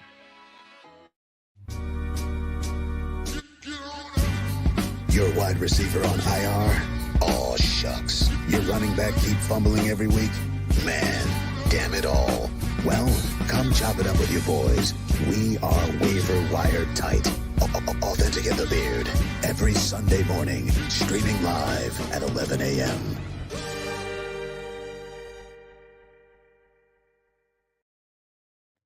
Big shout out to the homie Sleepwalker one time, man, for blessing us with that drop. Every time it say, damn it all.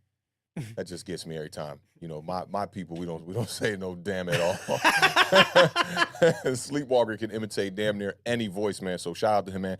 Definitely want to get some new drops from him, man. But let's talk about this game, man. The Bears came to New York, man, to take on our Giants at MetLife. This was an ugly, sloppy game, man. We're going to talk about this one a little bit.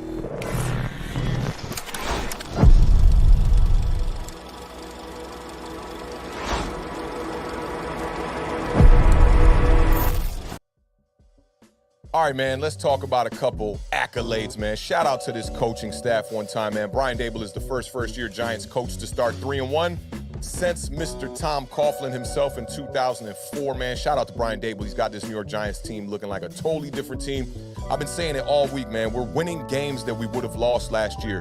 The offense really don't look too much different from last year, except Saquon Barkley is definitely clicking, man. This is the first time that these two teams have met with a winning record since 2006. And the Giants showed up, man, in an ugly game. They got after Justin Fields early in this one. He was running around trying to use his legs and doing a little bit of damage, but the Giants ended up with 6 sacks on the day, 5 sacks by the half, man. We had 3 sacks entering this game.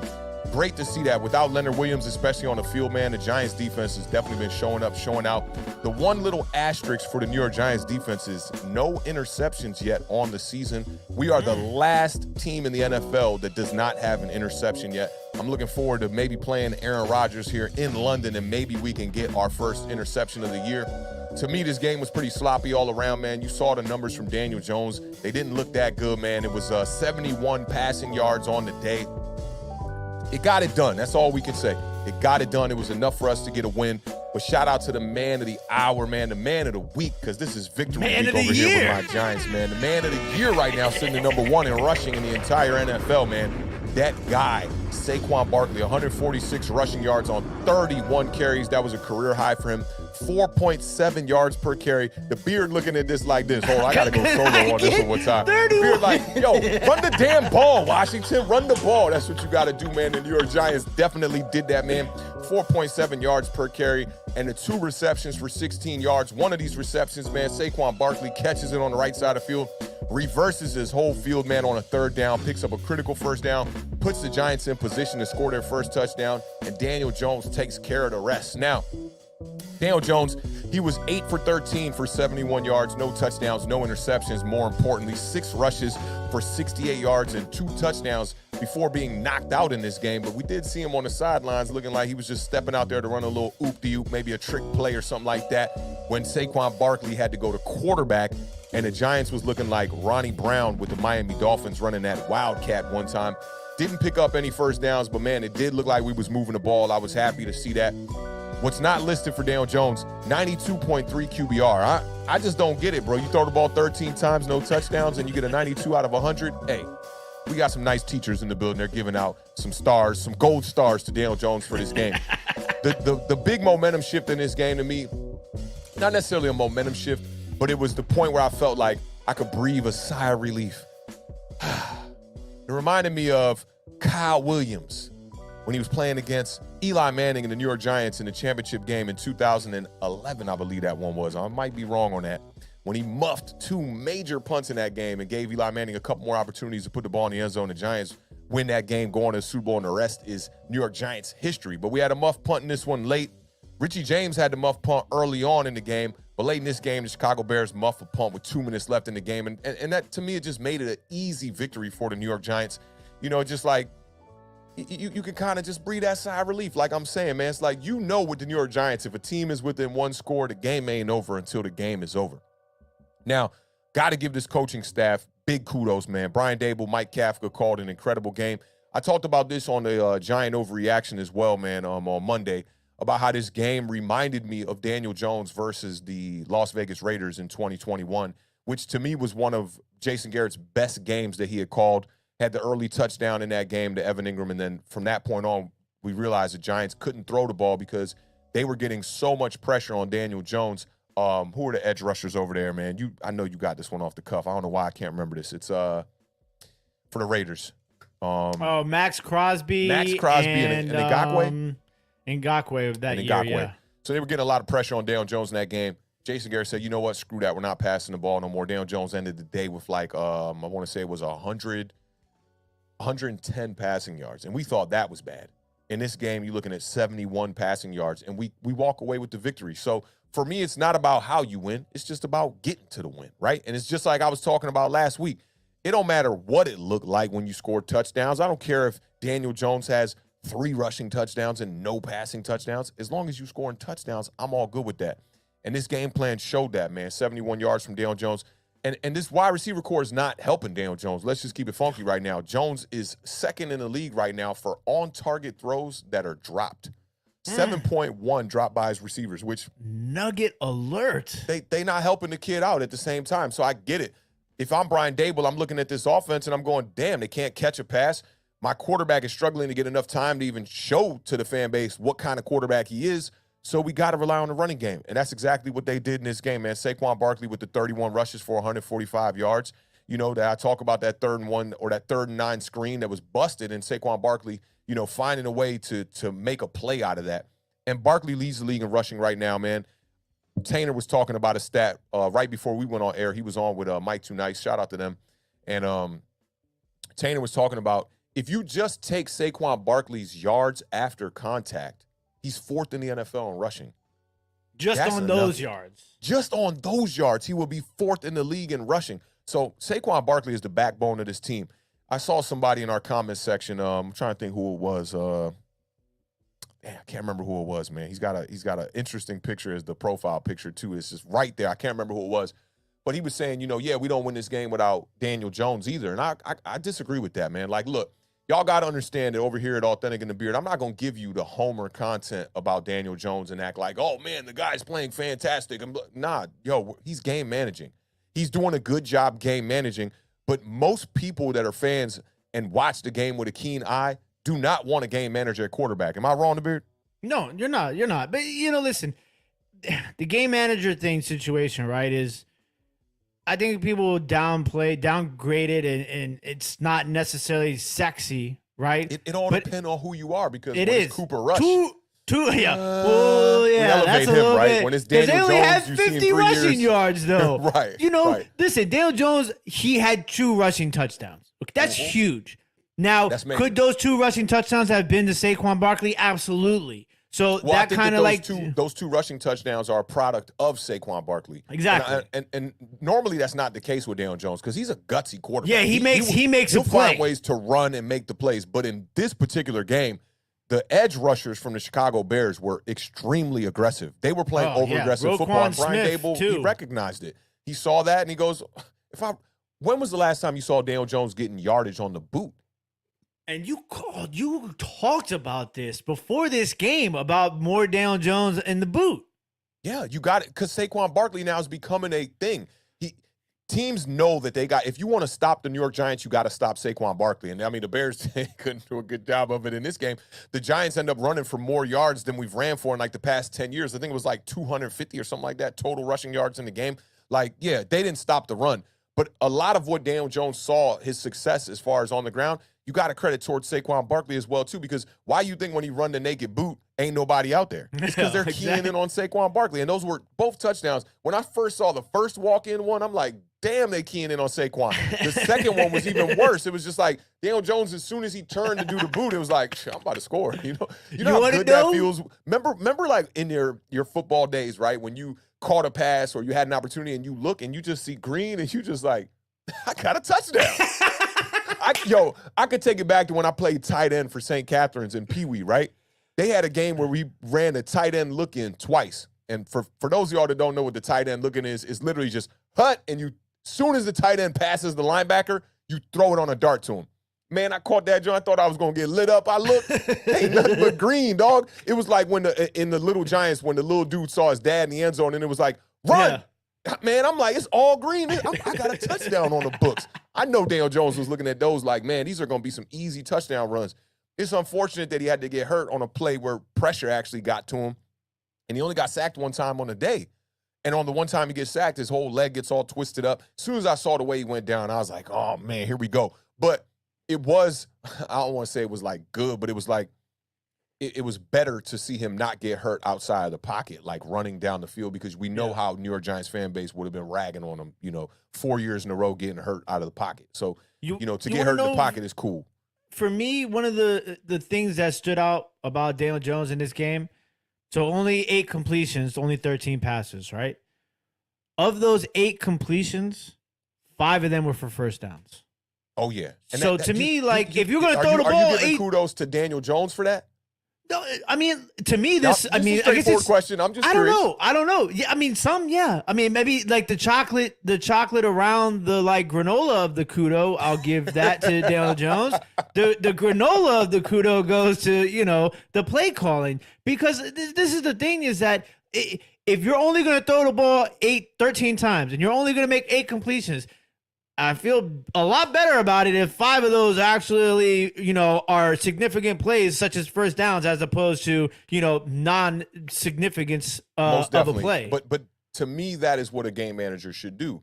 You get to third down and manageable, get it.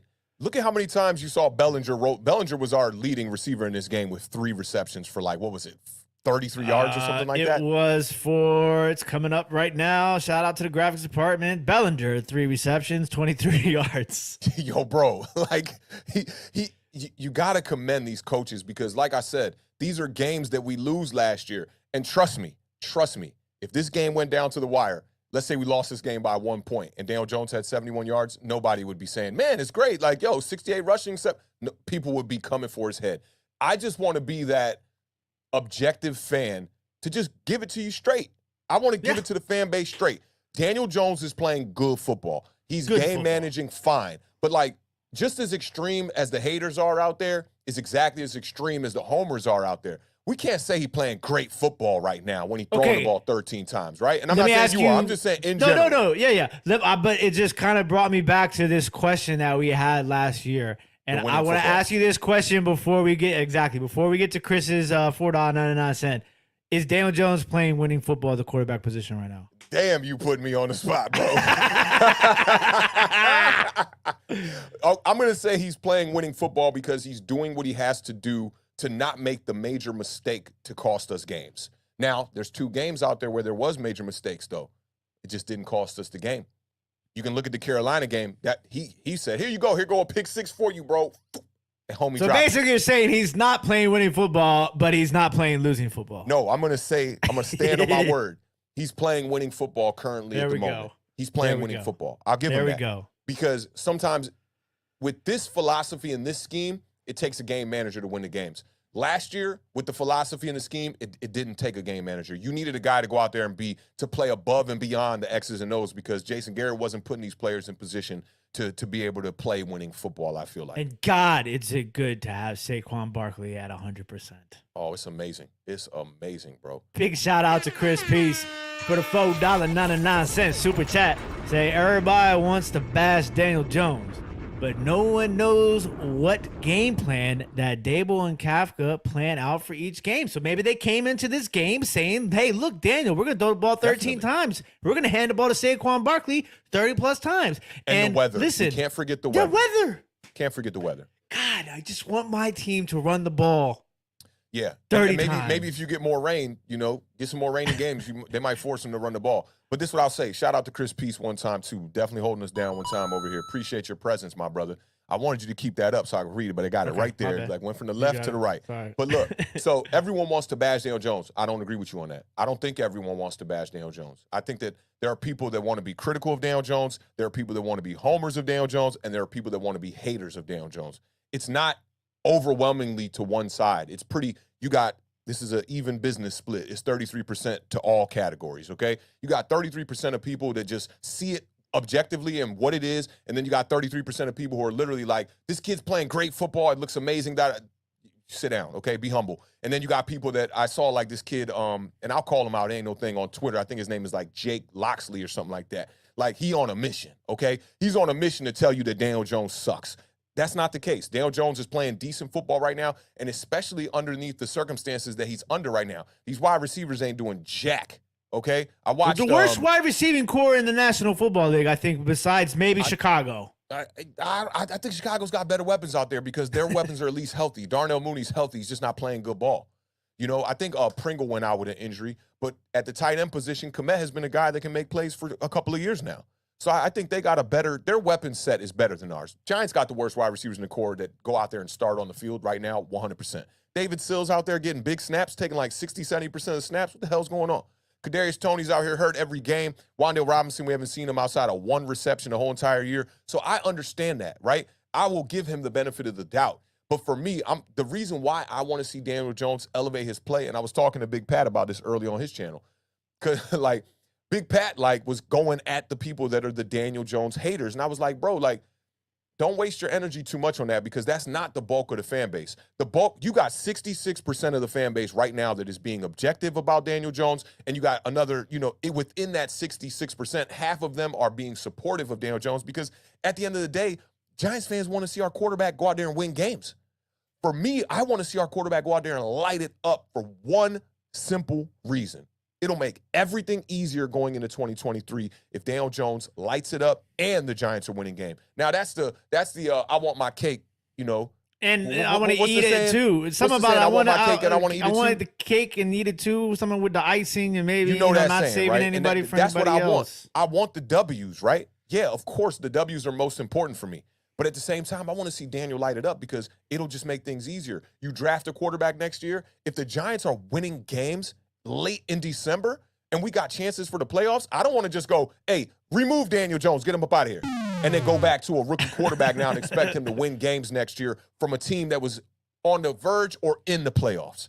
We got a 67% chance of getting into the playoffs right now at 3-1.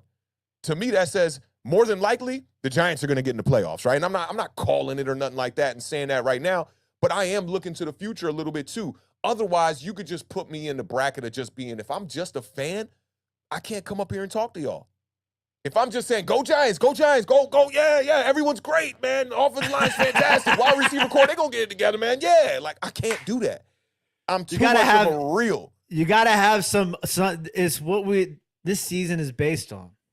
Yeah. Optimistic realism. It's what I've been based on ever since I've been talking football. I'll start the year optimistic, Yeah. The first season of Awthentik and The Beard, I was like, man, Dave Gettleman here. We going to get them hog mileys, 10-6. That didn't happen. Next year, I'll try to pump the brakes a little bit. I'm like, man, I don't know, man. 9-7. This defense was top 10 last year, The Beard. 5 wins or something like that. Didn't work out, okay? So I know now from experience, I can say, hey, you got to be not only objective, but don't set your expectations too high.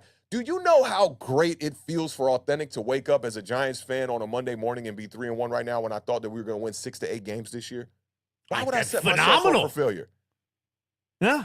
I mean, it's like listen, if you set the ceiling at Holly Berry, right? Prime Holly Berry, right?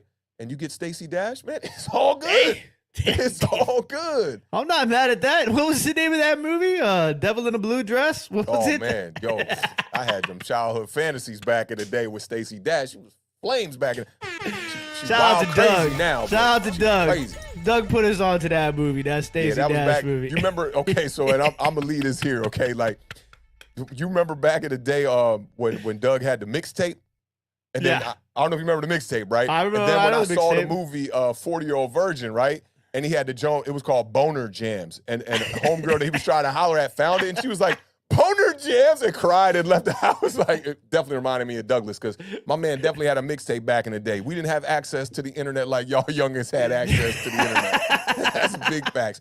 But I mean, it's like, for me, man, like, I know now that I'm gonna get some people that pop up on our channel in the comment section of videos. Most of the time it's people that aren't subscribed, aren't day ones, aren't the fam. They just come here casually, and they want to act like I'm ragging on Daniel Jones. But no, I'm just keeping it very objective on him. He's playing good enough that's why I said he's playing winning football. I'm not gonna sit here and complain, but I'm going to assess the quarterback from week to week. And there's nothing wrong with asking for a little bit more. For sure. It's when you say you want, I'm going to need 200 yards this week, Saquon. No, it's not like you're saying, he has to do this, right? But you want to see it because you're at 3-1 with the way Daniel Jones is playing, the way that he's playing right now. So what's wrong with wanting him to do a little bit more each week? I'm addressing the quarterback situation. I'm looking at the quarterback on a week-to-week basis. Yeah. And you see him do a little bit more. And now you got Daniel Jones playing at a higher level. You got Saquon Barkley playing at the best running back in the National Football League. You got a defense who just got 6 sacks. You got an offensive line who only allowed 1 sack. That's called progression. And at the same time, I don't want to be that guy that's like, you can never like be pleased and you're always asking for something, right? I don't want to be that guy either, right? So I'm like, I get it. We're 3-1. I'm all good with it. Daniel Jones can continue to play the way he's been playing. That's great. But for the Daniel Jones like fans out there that are like a fan of the player, this style of game management does not yield well for him to be in blue next year. I just want the quarterback to play at the highest level he can possibly play at. It'd be fantastic to go into next season and they're like, hey, we're going to franchise tag Daniel Jones, man. The kid put up, 28 touchdowns. Or whatever those stats were I predicted at the beginning of the year. But right now, he's on pace to throw 13 touchdowns. Nobody who supports Daniel Jones wants that. You cannot sit here and tell me that you want to see this kid game managed for the rest of the year and have 2 rushing touchdowns in a game. The problem is that he's not in the position of his career to be able to do that because of what happened early on in his career. And that's unfortunate. It's not all his fault, obviously. Yeah. He's throwing a straight-up dookie out there as far as wide receivers go. But then I think, there is a common denominator here, and it is the quarterback, because no wide receivers have been able to excel with him under the center. In his entire career, the only person we ever saw excel was Darius Slayton the first year with the 8 touchdowns, and he almost had 1,000 yards. So I don't know. I'm not saying that that's on Daniel either. There has been a lot of other common denominators since he got here, Sterling Shepard being one of them, Darius Slayton being another. That wide receiver core pretty much remained the same for a long time. C.J. Board was out here for a few years, and then you got guys like Colin Johnson coming in last year doing a little bit of work. But those guys, they're not the kind of wide receivers that need to be out there. They're not number one style of wide receivers or guys who should be starters. David Sills is a guy who's a practice squad guy, and no disrespect to him, but it just seems like he's not really getting it done out there. Kenny Galladay's getting paid $70+ million, and he can't even make a catch.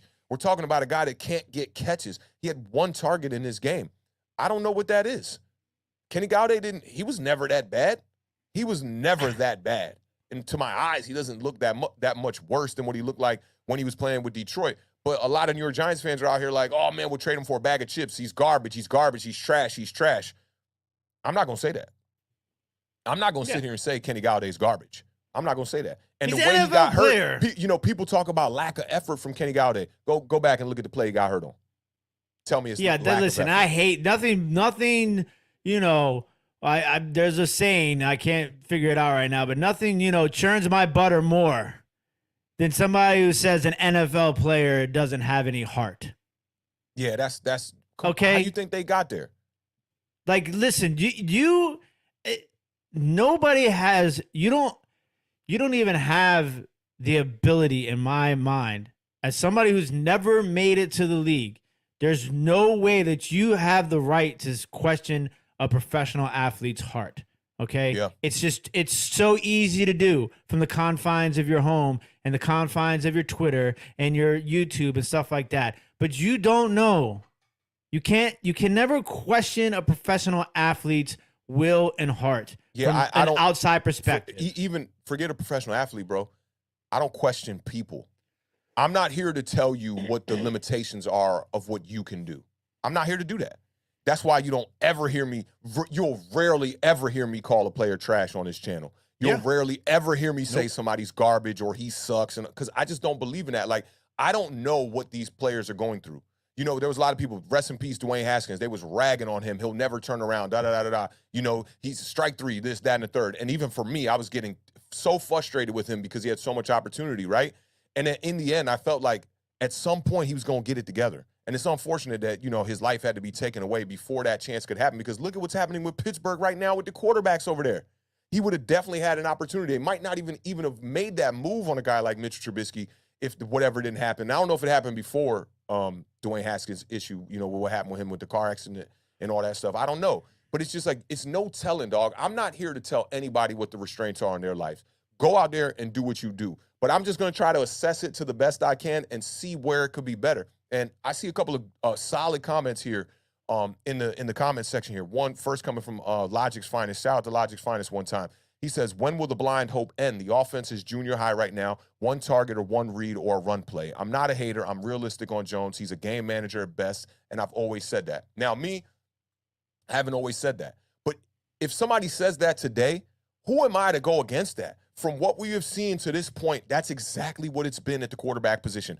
It's a game manager, but it's also a game manager who has he's got good legs. He can run the ball better than most game managers. I'll give Daniel Jones that. Probably the best legs of any game manager ever. When have you know, like, let's think about this. Brad Johnson wasn't always a game manager. I hate the names that come to mind with Trent game managers. Trent Dilfer, okay. You know who was a game manager to me? Troy Aikman.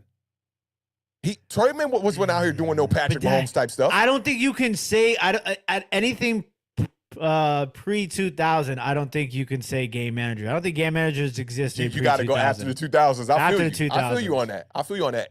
Andy Dalton was kind of a game manager. You know, when he was seeing success with the Cincinnati Bengals, and he had great. TJ Houshmandzadeh was over there with him, right? And so was Chad. With Andy Dalton, no. No, that was Carson Palmer. Yeah. So who was left over? Who was the wide receiver? AJ Green. And stuff like that. Oh, they had Sanu was over there, I think, at the time. Mohamed Sanu. Yup. You know, so he had some decent wide receivers, and he had a good running game. And Andy Dalton was never a guy where you were like, damn. You know what I mean? He just got it done. Like, you know, kind of guy that got it done. But there was a couple other comments, too, that I wanted to bring up, too. One of them was from Stephen Arce. Yo, big shout out and big salute to Stephen Arce, because look, he jumped in our comment section on our last video, bro, and we went back and forth for a couple of comments. The man was in depth, bro. He giving me like paragraph 1, paragraph 2, this is it. He even went back and missed the giant overreaction and responded to all the overreaction. So, bro, salute to you, bro, for just being active and, you know, just coming to our channel and driving our channel with, you know, activity and we know that the comments and the likes and all that stuff drives the algorithm, man. So thank you for that. He says he is doing the game plan, whatever that is, week to week. And he's talking about the fans when he says, what do y'all want him to do? Throw the ball on a run play? How can you throw a deep ball with sorry wide receivers? If he makes the plays to win, that's all we can ask. So I agree with most of what he's saying here, because 13 throws, this is why I compared this game plan to the Las Vegas Raiders game last season with Jason Garrett, because when you throw the ball 18 times in a game, what do you want the dude to do? Just like, what's the quarterback from, you want him to Johnny Moxon? Pull a oop-de-oop and just audible it? Angelina Jolie's dad is going to come back and be like, bro, what the hell is you doing? Come sit on this bench. I think he even smacked him with the clipboard in the pen. What did he say? He said something like, screw him, screw it. Oh, right when it happens. Yeah. And Pops is on the sideline in a lawn chair looking at his son getting chewed out. So, like, I definitely agree with what Stephen Arce is saying there. But then we also got to think about this, too, is like, why are the game plans so restricted? We know 2 reasons outside of the quarterback for damn sure, right? Offensive line, hard for these wide receivers to get depth. And secondly, the wide receiver core is just not that great, right? But 13 times, you got to think about something with the quarterback. And the one thing that makes me think about is, we don't have a quarterback that can buy time. We have a quarterback that can scramble and wait till the last second and then save time, throw the ball out of bounds and maybe time. Save some time. But he's not buying no time. He's saving. I love that analogy you just said. He's saving time, but he's not buying time. So I know the people who are frustrated, like my man Stan. You know, Stan's always on the other side of the stadium from Daniel Jones. Daniel Jones is on the goal line. Stan's all the way on the other side in the end zone. I get it. And Stan is saying that he's not playing winning football. I can't sit here and disagree with you either. But I think that the people that we've really got to look at, right? To me, the people that are in the wrong on Daniel Jones, flat out, are the ones that are like, he's a franchise quarterback. He's playing great football. We can't go there. We can't go there. You can't. He's doing a good job. I will give him that. With the scraps that they dealt, it's like you give a chef a bunch of scraps. You give them like salt, pepper, and a couple of eggs, and you say, hey, man, MacGyver me a meal one time. That's what Daniel Jones is doing because the Giants are winning games. And I want to say this too. Just because you say that Daniel Jones is not playing great football and is not a franchise quarterback doesn't mean that you're saying Daniel Jones is awful and we should bench him right now. And I think honestly, that's the disconnect between fans. I don't rule out the possibility that he could be a franchise quarterback, which is why I want them to try to find a way. Dog, if these wide receivers ain't it, it's somebody out there that could do it. You cannot sit here and tell me that this is the best passing product that the New York Giants can put on the field. There's no way in hell. So if they're watching him at practice, right, and they see it's not the quarterback, I just gave you the nugget about the most on-target drops, right? So there are a lot of things that lean towards it's not just Daniel Jones. If that's not the case, man, Joe Shane, Brian Dable, go out there and go get me some wide receivers off the streets that are going to be able to catch the ball. There were a ton of cuts today that came out with wide receivers who can come in and do something better than what we've seen from what these wide receivers have been doing on the field. You got Corey Coleman. You got Cole Beasley came off the street and ran an out pattern like it was like he had been there all season. I heard something about that, though. They said that Tom Brady called Brian Dable and was like, I got your boy that y'all was trying to get. They saying that Brian Dable was trying to get Cole Beasley. So I don't know what's going on with that. But Cole Beasley could have definitely been a guy that the Giants could have brought off the streets that could give us more productivity than what we're seeing out of some of these other. I mean, for God's sakes, when Daniel Jones and Tyrod Taylor got hurt in this game, they had to put Daniel Jones out there at wide receiver. So, all right, before I ask that question, let me just get to Pete the Skeet. Shout out to Pete the Skeet for the $20 super chat. Big shout out Says, to Pete the Skeet. what's up, guys? Been watching since last season, and I appreciate the content you guys provide for all of us. Keep it up. Thank you, Pete the Skeet. We wouldn't be able to do it if it wasn't for people like you and every single one of the supporters in the chat, each and every live stream. Big facts, man. We definitely appreciate that generous super chat right there, Pete. Definitely goes a long way, brother. And we appreciate you rocking with us since last year, man. You be pretty quiet in the chats and whatnot, but man, that's love, bro. We definitely appreciate you pulling up, man. Y'all, everyone who just pulls up, y'all presence is so much more important than anything else that could possibly be given to this channel. And then got to give a big shout out to some new names. Toba in the building says this is the best sports podcast on YouTube. Shout out Toba, man. I think Toba comes from entertainers community. And I want to say that was Toba that reached out to me on Twitter and asked me for the links and whatnot, man. But salute to you, man. Appreciate you pulling up in the building, man. And I know these Giants wins are feeling great. Yeah, so listen, it's just there's a lot to look at in this situation. And it's just, Daniel Jones is doing, I think we've really hit it here with he's playing good football. He's playing winning football. They winning. And they winning. They winning. They winning. I mean, listen. I got into it with the guy who in the Twitter. I mean, I'm like, he's like, I'll give you Daniel Jones for Taylor Heineke and this, and I'm please at this point in time, listen, I would be jumping for joy at 3-1, but no, and he tried to tell me, oh, it's miserable being 3-1. I'm said, listen, buddy. I'm a Washington Commanders fan. You don't know jack about misery. Oh yeah, okay? That's the person who he's on a vendetta on a press run to dog Daniel Jones. He literally tagged like 20 of us, and no disrespect. I mean, he's welcome to the channel anytime. My thing is like this: nobody opinion gonna get me to be like, yo, you're a clown or what? If you just stating your opinions, bro. If you think he sucks, man, that's cool. I can't knock you for that. If you think he's not good and you want to move on, then move on. And shout out to the homie Glock one time in the building, man. This is the cool, authentic, fired up. This is the fired up off the good vibes, because it's like, what am I talking about, man? We're winning games. We're winning games. It's not pretty. It's why receiver core ain't done jack. I was watching Menace to Society, and and Jada Pinkett said to Kane in that joint, she's like, you got to come move with us to Atlanta because you're not doing jack over here. You're not doing jack out here in Watts. And that's how I feel about it, man. It's like, yo, for me, this offense, bro, it's hard to watch.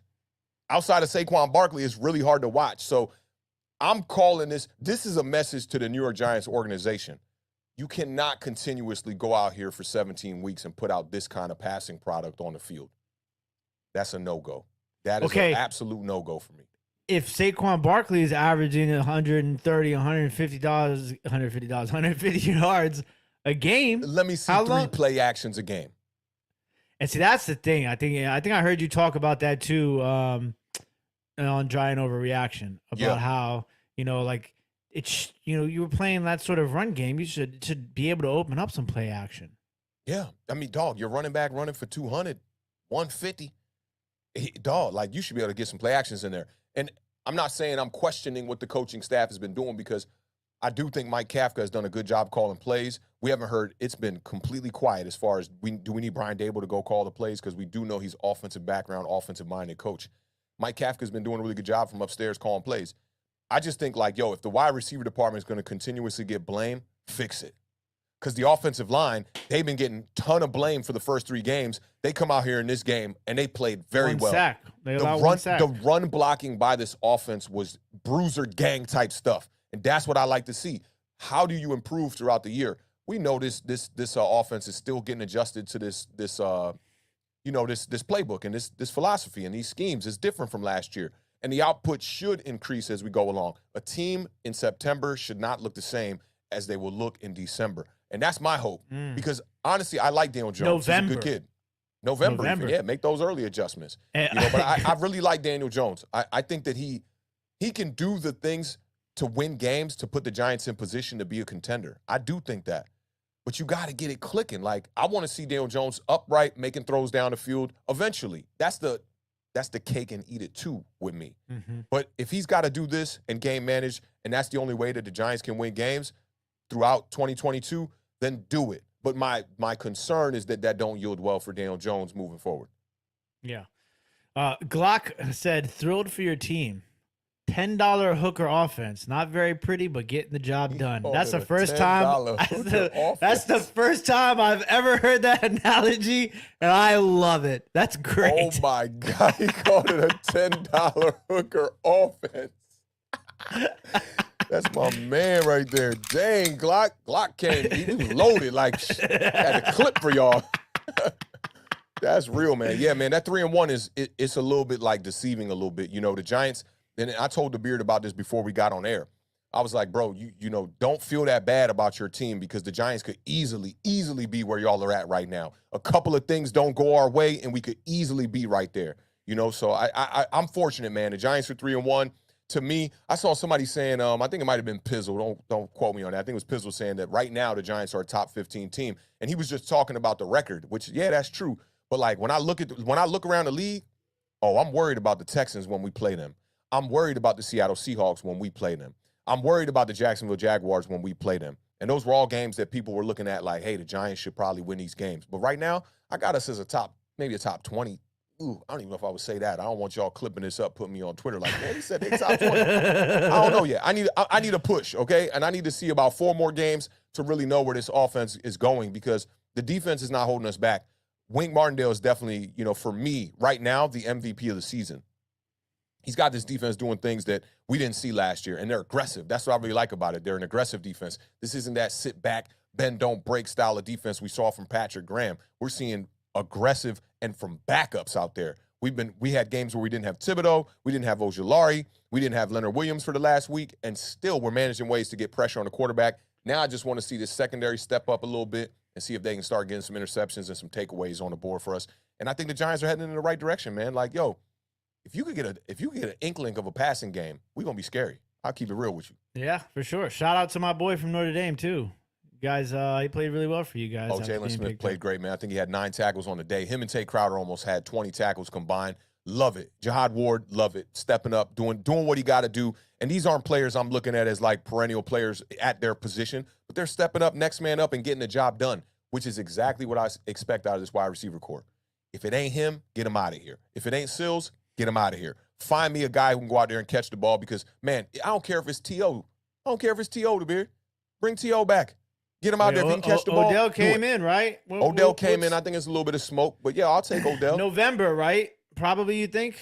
Yeah, no, he should be back by November for sure. But the thing about Odell is like, if Odell come back, I want Odell to sign a contract. If it starts clicking, you got to find a way to bring back Saquon Barkley, bring back Daniel Jones, bring back Odell Beckham, if you did sign him. And I think that would be real tough with the way the salary cap is, even though it's going to be a lot better for us next season, but we'll see. Shout out to the chat because we got interaction going on between multiple platforms. I see it. when you're when you're on Facebook or when you're on YouTube, you can't see the Facebook chat. We can see the Facebook chat. Oh, yeah, so we got to relay that message. Says a number one running back can't be on a $10 hooker offense, though. That's facts. That's facts. That's like, you paid $10 and then she showed up or he showed up. And it's fire. I love this. Like, we just get a Facebook user. Shout out to everybody who's watching us. Facebook, Twitch, Twitter, YouTube. This has been awesome. I mean, you guys are great in the chat today. Shout out to the chat. I wish Shout Facebook did show what the user, who it was. They normally do. I think it's a privacy setting. Like if you got your Facebook a little bit more private, it won't show it. But he said OBJ flirting with the Rams. I don't know, man. They gave his number to that joker, Cam Akers. I don't know if I'm gonna see OBJ back with the Rams because what are you gonna do? What are you gonna wear? What number are you gonna wear? Hey, bro, come up off that jersey, and I don't want to trade. I don't want you to sign it and trade it with me. You need to come up off that jersey. I think Odell Beckham might end up with the Bills.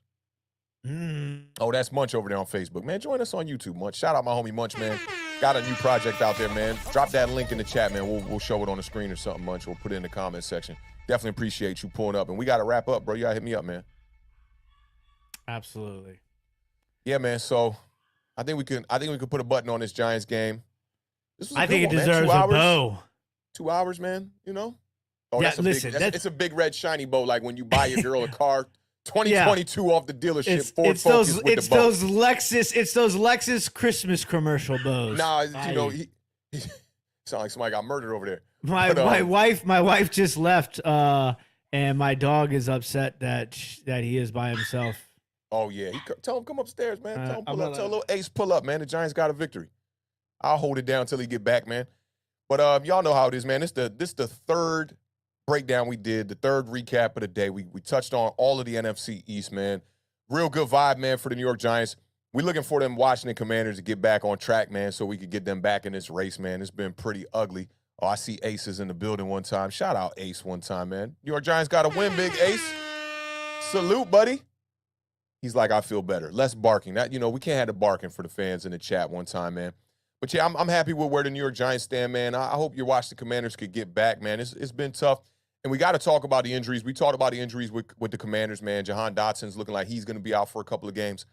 I don't know what the hell the Giants going to do, man, if we don't got Daniel Jones back there at quarterback. Tyrod Taylor in the concussion protocol. Brian Dable, let me tell you what I love about Brian Dable. In the pressers after the game and during the week, a lot of beat writers like to ask him about injuries, right? And one beat writer said, what is the injury status? And he named like 5 or 6 players. Brian Dable said, let's go one by one. He literally let the beat writer ask him one by one the players that he was concerned with, about 9 different players. And Brian Dable gave a true answer to it. When asked about Daniel Jones, he said his day-to-day, he's been improving. There's a chance, but we don't know yet. He said Tyrod Taylor, probably not. A couple other players he labeled as probably nots. I believe Julian Love was one of them. Kenny Galladay was another one of them, where when asked about the knee injury, he said probably not. That's probably going to be an injury that's going to take a little while. I love that kind of transparency when it's necessary. You don't got to tell me everything as the head coach, but I like that transparency so we know what we got to look forward to going into this next week against them Packers. What's the latest with Robinson? Robinson was day-to-day with the knee, man, and we'll see, man. I think they're just keeping it under wraps right now. It seems like, if anything, those are the 2 guys that Brian Dable has not really, let the whole cat out the bag about their injuries. It's Kadarius Toney and Wan'Dale Robinson. But we need them, man. And honestly, though, if you don't got Daniel Jones out there, don't rush them guys back. Let the backup go out here. If it's Davis Webb, they said they was working out Jake Fromm. I don't like that, but whatever, man. If you're gonna throw the ball just 13 times, which with Jake Fromm should probably be just 3 times probably, and you're gonna run Saquon the whole game and get crafty, bring back that Wildcat for me a little bit too if we got a backup quarterback. I ain't mad at that. Man, I thought Awthentik was going to lighten Twitter up. He's like, Saquon doing it all. He's playing man. Quarterback, running back, wide receiver. And you know what I liked about it? You didn't see no hesitation. It's almost like they had planned for that. They knew, they had to know. I mean, like, that's like good. Jones That's good hurt. coaching. It's good coaching. Tyrod Taylor gets hurt on his fourth play or whatever it is. Saquon Barkley just goes out there. You don't see, normally you would see people like, like them college quarterbacks when they're waiting on the play. You got like 10 dudes on the sidelines. Like, Saquon was just like, all right, bet. Blue 42, set, hut. Like, I'm just like, what the hell is going on, man? And then, to get some positive yards and keep the clock going, man, and force the Bears to call timeouts there, I was happy with it, man. So I trust Brian Dable. If anybody's going to be able to get a gutsy, gritty kind of win out there in London against the Packers, it's Brian Dable. And the Packers struggled last week against whoever. What was that? The Patriots, I believe it was? Yeah, against I don't even know. Bradley Zappi? Brad Zappi? That you sound just like Keyshawn Johnson sounded this morning. He was like, Zapier? Zeppy? He ain't know what the hell he was saying. Keyshawn Johnson makes no effort to study these players. Fourth round quarterback from Western Kentucky. I remember him taking some snaps in the preseason. And he looked like that kid that the Patriots had a couple years back behind Tom Brady. Was it Stidham? Stidham? Yeah, Jared Stidham. He looked kind of like that. And you don't know what to expect from those guys. It's like a Cooper Rush. And then he go out there, he start balling out on you. You're like, oh, okay, this kid can play. They're here for a reason.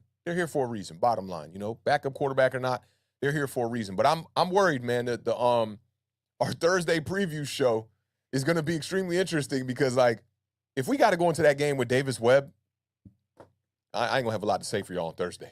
Hey, listen, I already told everybody. I told all the viewers, I said, listen, if Washington doesn't win this game, this is the last time I'm picking Washington when I have absolutely no reason to be picking Washington. Yeah. And I think we found out the Cowboys are real deal, man.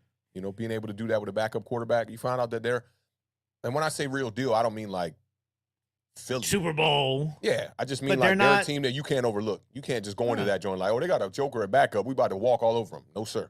They got too many weapons. Yeah, way too many weapons. And all they got to do is protect. Tony Pollard. What's crazy is that they had a bunch of offensive line question marks, right? They did.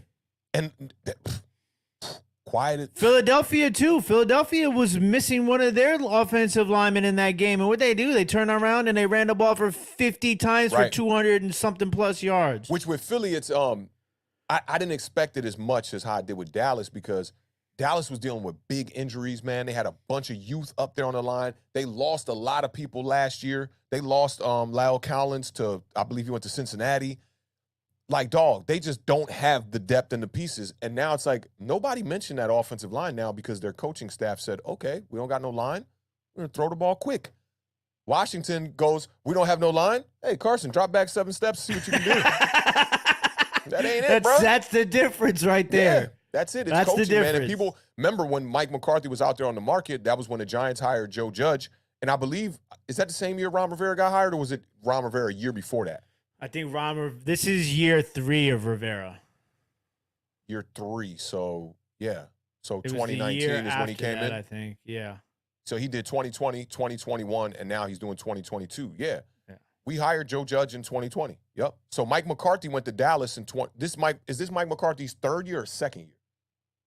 I feel like it's his 3rd. I feel like it's his 2nd. I ain't gonna lie. Was Mike McCarthy there the year that Dak Prescott got hurt? I think that might have been that might have been. One of y'all Cowboys fans, correct me if I'm wrong. But point being is that when Joe Judge was out there being hired as the coach for the New York Giants, people were looking at Mike McCarthy like, hell nah. Mike McCarthy was my #1 coach.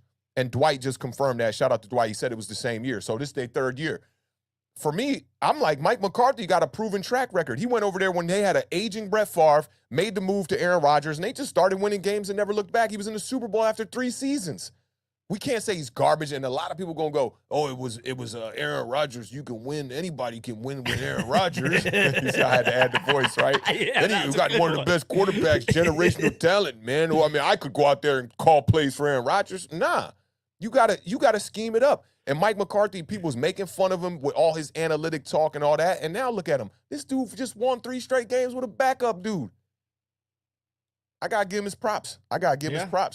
And here we were saying, man, we got the right coach in Joe Judge, 6-10. You wait. That was me. Joe Judge was a joker. Straight up, Joe Judge and not was a good joker. one when you're playing spades sort of joker. Oh, no. Joe Judge was a joker that was like you playing, Tunk, and it's like just get the jokers out the deck. We don't play with those. Get them out here. So I wish the best for Joe Judge. He's over there struggling with them Patriots right now. But, man, like, it's crazy how, like, hindsight is so 20/20. Like, we was on top of the world at 6-10, almost made the playoffs and whatnot, looking at Washington like, y'all don't deserve that spot. The Eagles tanked. Man, we had one of the worst coaches in the NFL outside of Urban Meyer. Joe Judge was looking like straight garbaggio when Daniel Jones went down. And I think it shows to the dysfunction that has been around Daniel Jones for his entire career. But that ain't got nothing to do with Brian Daboll and Joe Shane. They have been around nothing but greatness when it comes to the quarterback position. They know what a great quarterback looks like, especially Mike Kafka coming from Kansas City. Buffalo Bills with Josh Allen and Brian Daboll. So they know what the quarterback is supposed to look like. If they see it in Daniel Jones, so be it. Get it clicking, man. You got to trust the process. The process has brought you to 3-1 so far. So, I mean, listen, to come from where you're coming from before, this is pretty good. It's beautiful. It's beautiful. And Chris P said, is it Mike McCarthy or is it his assistant coaches? Man, I saw Mike McCarthy tearing one into Kellen Moore. You talk about that accountability thing? Yeah. Kellen Moore got his hands in his pockets and impressors now. Like, told me I had to get back to business. And that's exactly what they did, and they found a way to win. So I got to give my kudos to Mike McCarthy, who he's never shown me otherwise. I mean, a couple things, with time management late in games, utilizing the challenges the proper way, 2-minute drills, things like that. Yeah, he's messed up on those things. But all coaches do it. We just saw it with Jim Harbaugh. Is it Jim or John Harbaugh with Baltimore? I think that's John Harbaugh. John Harbaugh. I think that's John Harbaugh. We just saw with him late game management looking awful. Like you calling the most craziest plays when you got the best quarterback in the NFL. Yeah, I said it at quarterback. You calling the craziest plays. So we see it, man. Coaches aren't going to be, they can be great coaches and still not have, and still have a bit of a lapse at times. So we've seen that. So far with Brian Daboll, though, man, great adjustments. I love it. This is the guy we wanted, and he's doing damage right now. And Wink Martindale's covering up a lot because if you had Patrick Graham out there playing that soft zone defense and teams was putting up 28 points on the New York Giants, and this offense in return was only putting up 15, 16, 17, 18 points, the pressure will be cooking right now on Brian Daboll and Mike Kafka. But as a unit, they're doing a good job, and that's what football is about, ultimate team sport, and that goes down to the coaches. They're doing a great job, man. Yeah, and I think that's the one thing that, to put the bow on top of the bow is, it's easy to single guys out. It's easy to single units out. It's easy to single out a coordinator, a head coach. But like Awthentik just said, when it all comes down to it, you got to have everybody either on the same page or lifting up one another when that unit or that person is playing down. Otherwise, you're not going to win. Page, I would say committed, pot committed. I'm willing to do something if he can't step up and do it. You know what I'm saying? So that's definitely what it is. And look, Stephen Arch got a good comment here too. He said, Giants need to call up Jamie Foxx, play quarterback. My name is Willie. Willie Beeman. What's the second line? I got the ladies steaming. Whoever wrote them lyrics was loafing. You got the ladies steaming? The hell I could be wrong. I could be wrong now. Nah, I think he said, I keep the ladies steaming. I know it's steaming. I know steaming and beaming got a little jingle to it. Like, I wonder if that song had a second verse or a bridge. It was a short clip. Remember how it comes in with the DJ scratches? I mean, listen. It almost sounds like it was literally. They made that because whoever made that part of the movie was definitely owned. Must be the money. Oh yeah, on cassette tape. Yeah, that was a nod. That was the same vibe with Deion Sanders. Some of y'all might be a little too young for that. Some of y'all might be a little too young for go look up Deion Sanders, Neon Deion, Prime Time. Yeah. Must be the money. That is I'm gonna tell you why Deion did that. He did the Too Legit to Quit joint, right? Yeah. In the video, everybody start talking. Oh, Deion on his Too Legit. Right? Too Legit Deion was to like, Quit. Man, I saw Hammer. I could do that. I could do that. That's Deion right there. That's Deion right there. Yeah, and Primetime was, he was doing his thing in that video, man. I think that the rap, I don't even know if we could call that rapping, but the music career was short-lived, but it was hot. It was hot while it was hot. Did Dion ever have what was the B-side to that? Because listen, for those of y'all that know, back in the day, you couldn't just drop a single. There had to be a B-side. Yeah. Do you know what the B-side? That might be it. That might be the trivia question for one of these Thursdays. The B-side to Must Be the Money by Deion Sanders. Let's get it. I will answer one more question really fast from a new name, new face, House of M Comics. What are your thoughts on Sam Howell the Beard? Listen, my thoughts are he could be the steal of the draft for Washington. You know, the 5th round guy. He was graded as a 1st round talent. But the problem was his offensive line, and he lost all of his weapons. He lost 2 starting wide receivers, a starting running back, and his offensive line got decimated by injury in North Carolina. He went from possibly the number 1 overall pick all the way to a 5th round pick in Sam Howell. The kid's got arm. He's got the it factor. He can escape, pressure, but he's never done it in the National Football League.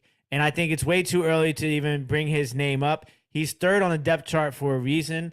I think that if you get down to the point where Washington is eliminated, I think they play him to see what they have in him before moving into the next season. Also, you got to remember, if Carson Wentz plays 70% or more of Washington's snaps, then our 2nd round pick goes to the Colts. Whereas if it's less than 70%, it's a 3rd round pick. So I think you have to take that into consideration also.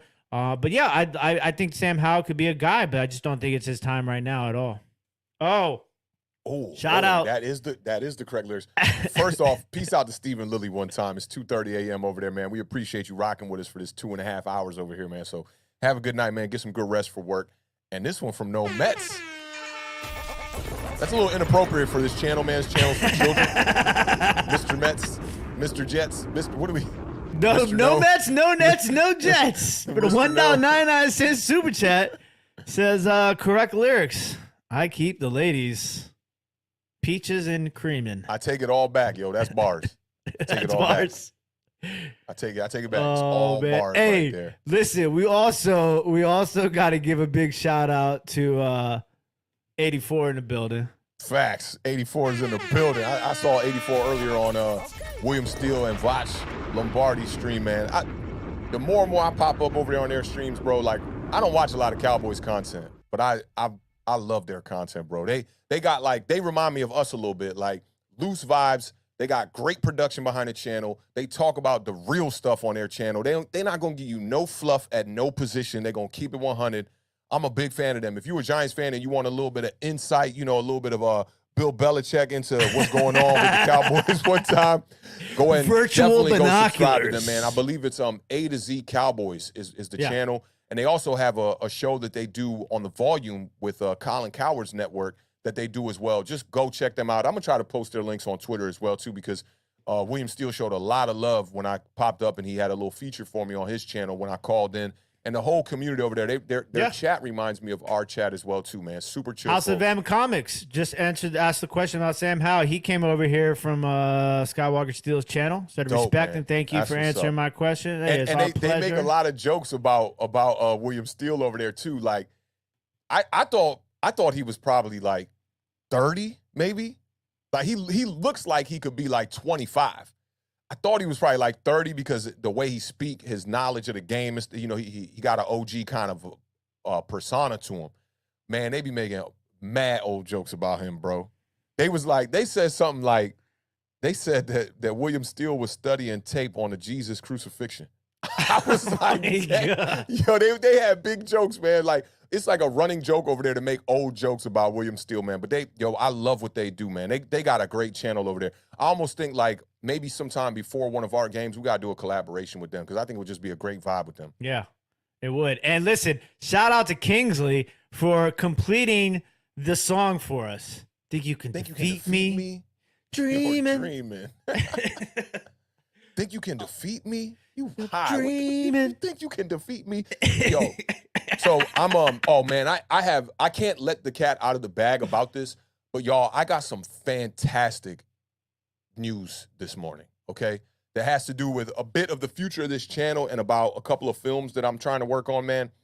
And it just reminds me of that when you bring up Any Given Sunday, bro. Like the way that they shot those scenes, like kind of sometimes they gave those vibes in Friday Night Lights, and one time they gave that in vibe Varsity in Varsity Blues when they came back from the strip club and they had that those game dark, in the rain. Yeah, underexposed vibes. Like, I love that, man.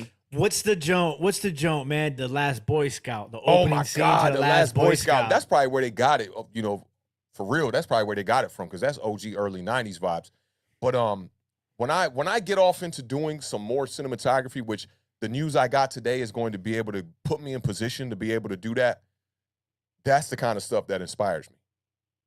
And I forget who's the director of that one. It's a famous director of Any Given Sunday. It was why is that? Why can't I remember that director? I gotta look it up because there's no way I cannot say this director's name. Oliver Stone, I believe it is. That might be who it was. Let me see. Oliver Stone. It was Oliver Stone. Oliver Stone. Yeah, those are the kind of directors that influence me. And Scorsese, dude, I got to work on a session with a famous harmonica player from the DC area, Fred Yone. And dude, he just had me recording something for first of all, he did what are the Irishmen, you know those films, the series? Mm-hmm. Those are Scorsese. Yeah. And the guy who does the sound for those films, he got Fred to come back in and do some work, some studio work for him to do more music for a soundtrack that they're working on a film, bro. I don't know the film yet, but this gonna be some big shit. Like, I gotta keep it funky with y'all. This gonna be some real big shit. So I'm super hype about that. And then also trying to like get my foot into the film world, man. Like, I feel like that's where I'm at, where music to me is like, it's not that it's running its course, but music is starting to become now the backdrop for what I want to be the films. So Beard, I got some good news for us. And this my right-hand man. I'm glad that you the strong side and I'm the left side, right? Because this my right-hand guy. So he's gonna be the person. He don't know it yet. I ain't even told him. He's gonna be the one that's gonna be helping me out with most of these films. He's gonna be my main man right there on the side holding me down. So just wanted to just share the good news with y'all. I can't share the actual news yet because I can't put it out publicly. But yeah, we about to get into our bag. Let's just keep it funky. Yeah, so can't wait to be able to do that, man, and be able to bring y'all some more content, because a lot of the films that I want to work on are going to be straight directly driven. The film that I'm low-key working on, I've been shooting some B-roll for already, is straight for the Giants community. So one of the first films I work on is going to be for y'all. Can't wait to be able to, get that finished. It'll probably be something that'll be for next year, but we'll see, man. So definitely got some great news and some things in the works, man. Them things is thanging right now. Big shout out to House of M Comics for the $9.99 super chat. $9.99. You already know. The $9.99 says awesome content, guys. Last question. He ain't messing with Heineke right now. No, yeah. Last question. Which quarterback would you, Awthentik and The Beard, draft in the 2023 draft if, I like how you said that, big if, the current quarterbacks don't pan out? Capitalize that if too. This easy for me. I'm going CJ Stroud right now off what I've seen through about 4 or 5 weeks of football, 4 weeks of football in college. But I really like Anthony Richardson. I just think that he can make the transition slower for the New York Giants, and it'd be a 1-year kind of a franchise tag maybe for Daniel Jones, depending upon where you go. I don't think you can bring Tyrod Taylor back to be the starter. I think my assessment of Tyrod Taylor entering the year was a bit skewed, I feel like. I was more looking at like the Tyrod Taylor of old, but we see it now in 2 games where he's had to appear, one of them being a preseason game.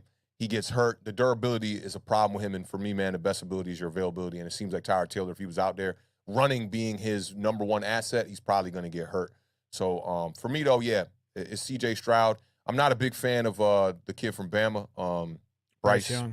I'm not a big fan, even though he's lighting it up right now. And he looks like, I'm not saying he won't be a good quarterback. I just want the prototype here. I want a guy who looks like he's mobile, and I want a tall, statured quarterback with a big arm that can get it down the field. I think Anthony Richardson is that, or C.J. Stroud. Yeah, for me, obviously, I think drafting a quarterback for the Washington football team in the first round, no matter where you're picking, I think would be a possible mistake. But if my hands were forced and I had to pick a quarterback right now at this stage in time, I think it would be C.J. Stroud.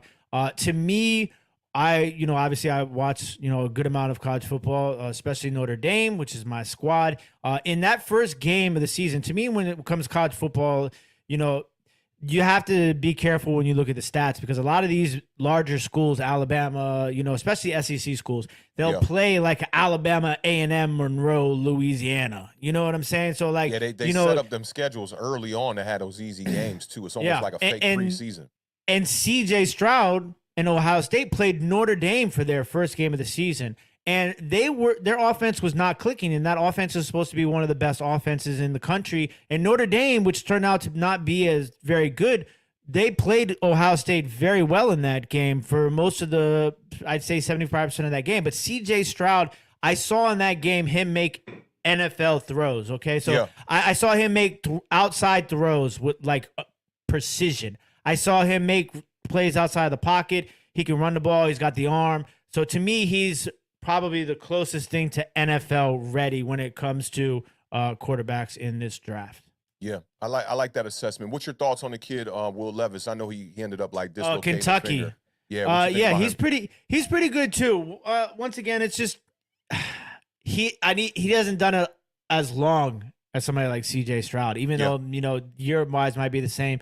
A lot of these college kids are like you said, prospects. So you got to see what they can do. I don't want to make any judgments until the end of his college football season. You look at Joe Burrow. Joe Burrow wasn't on anybody's radar to be, the number one pick. And then he went on that run and played some of the most insane football in college at the quarterback position when it counted the most. So that's what you really got to look for in those college quarterbacks. Lucas has a And House of M _comics says, thank you for the feedback, y'all. Thank you for pulling up, man, and asking a question, man. Appreciate you pulling up in the building, man. Welcome to the fam for sure.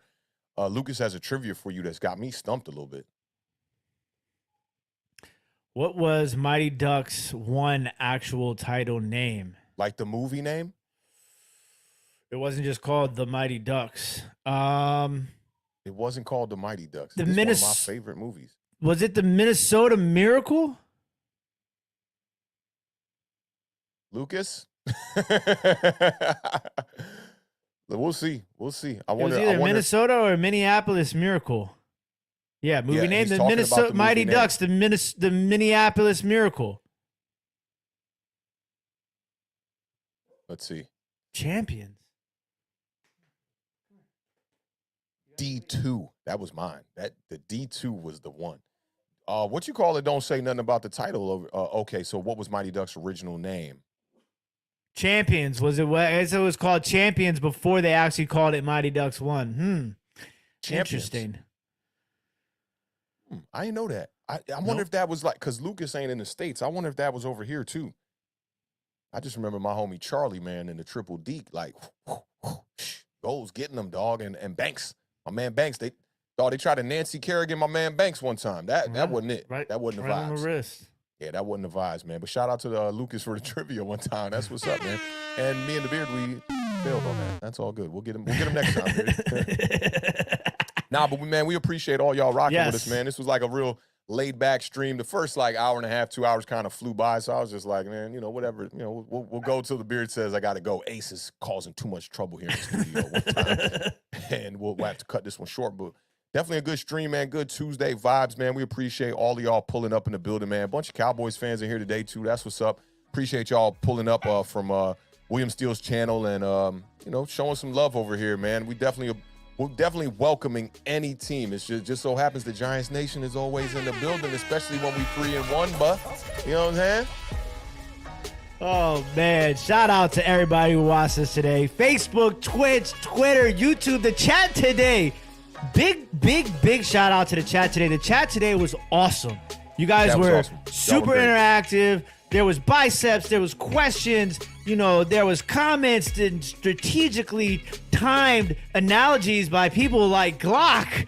With the perfectly timed. So shout out to everybody, man. This chat was phenomenal tonight. It goes to 2.5 hours because of the chat. It really does. Like, you guys keep this thing moving to that point where, like, we don't even realize we've been live for 2.5 hours. So shout out to everybody. Make sure you guys tell a friend to tell a friend about Awthentik and The Beard. Hit that thumbs up. And don't forget, we will be back You get tomorrow off, and then we right back here Thursday night, 7 o'clock p.m. Eastern Standard Time with roadmaps and nuggets. Big preview coming up for Thursday, and make sure to stay tuned because we're trying to iron out our schedule for Sunday with the New York Giants playing at 9 a.m. Y'all know we normally do the parlay at 11 a.m. with the Giants game going on at the same time. That might be a cool vibe. Maybe we do a little dual action, you know what I'm saying? Maybe a little parlay, maybe a little play-by-play, a par play. I don't know. We'll see what it is. Oh, shout out to 84 in the building one time. For the $1.99. Say late fees. Salute and keep going, my G's. Salute. Like Blockbuster when you ain't bring that video back one time, man. You know what it is, man.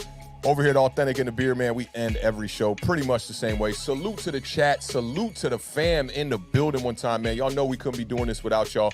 Keep raising that bar, y'all. Keep living those dreams in Technicolor, as my man Combat Jack would say. Rest in peace to the Haitian GOAT one time.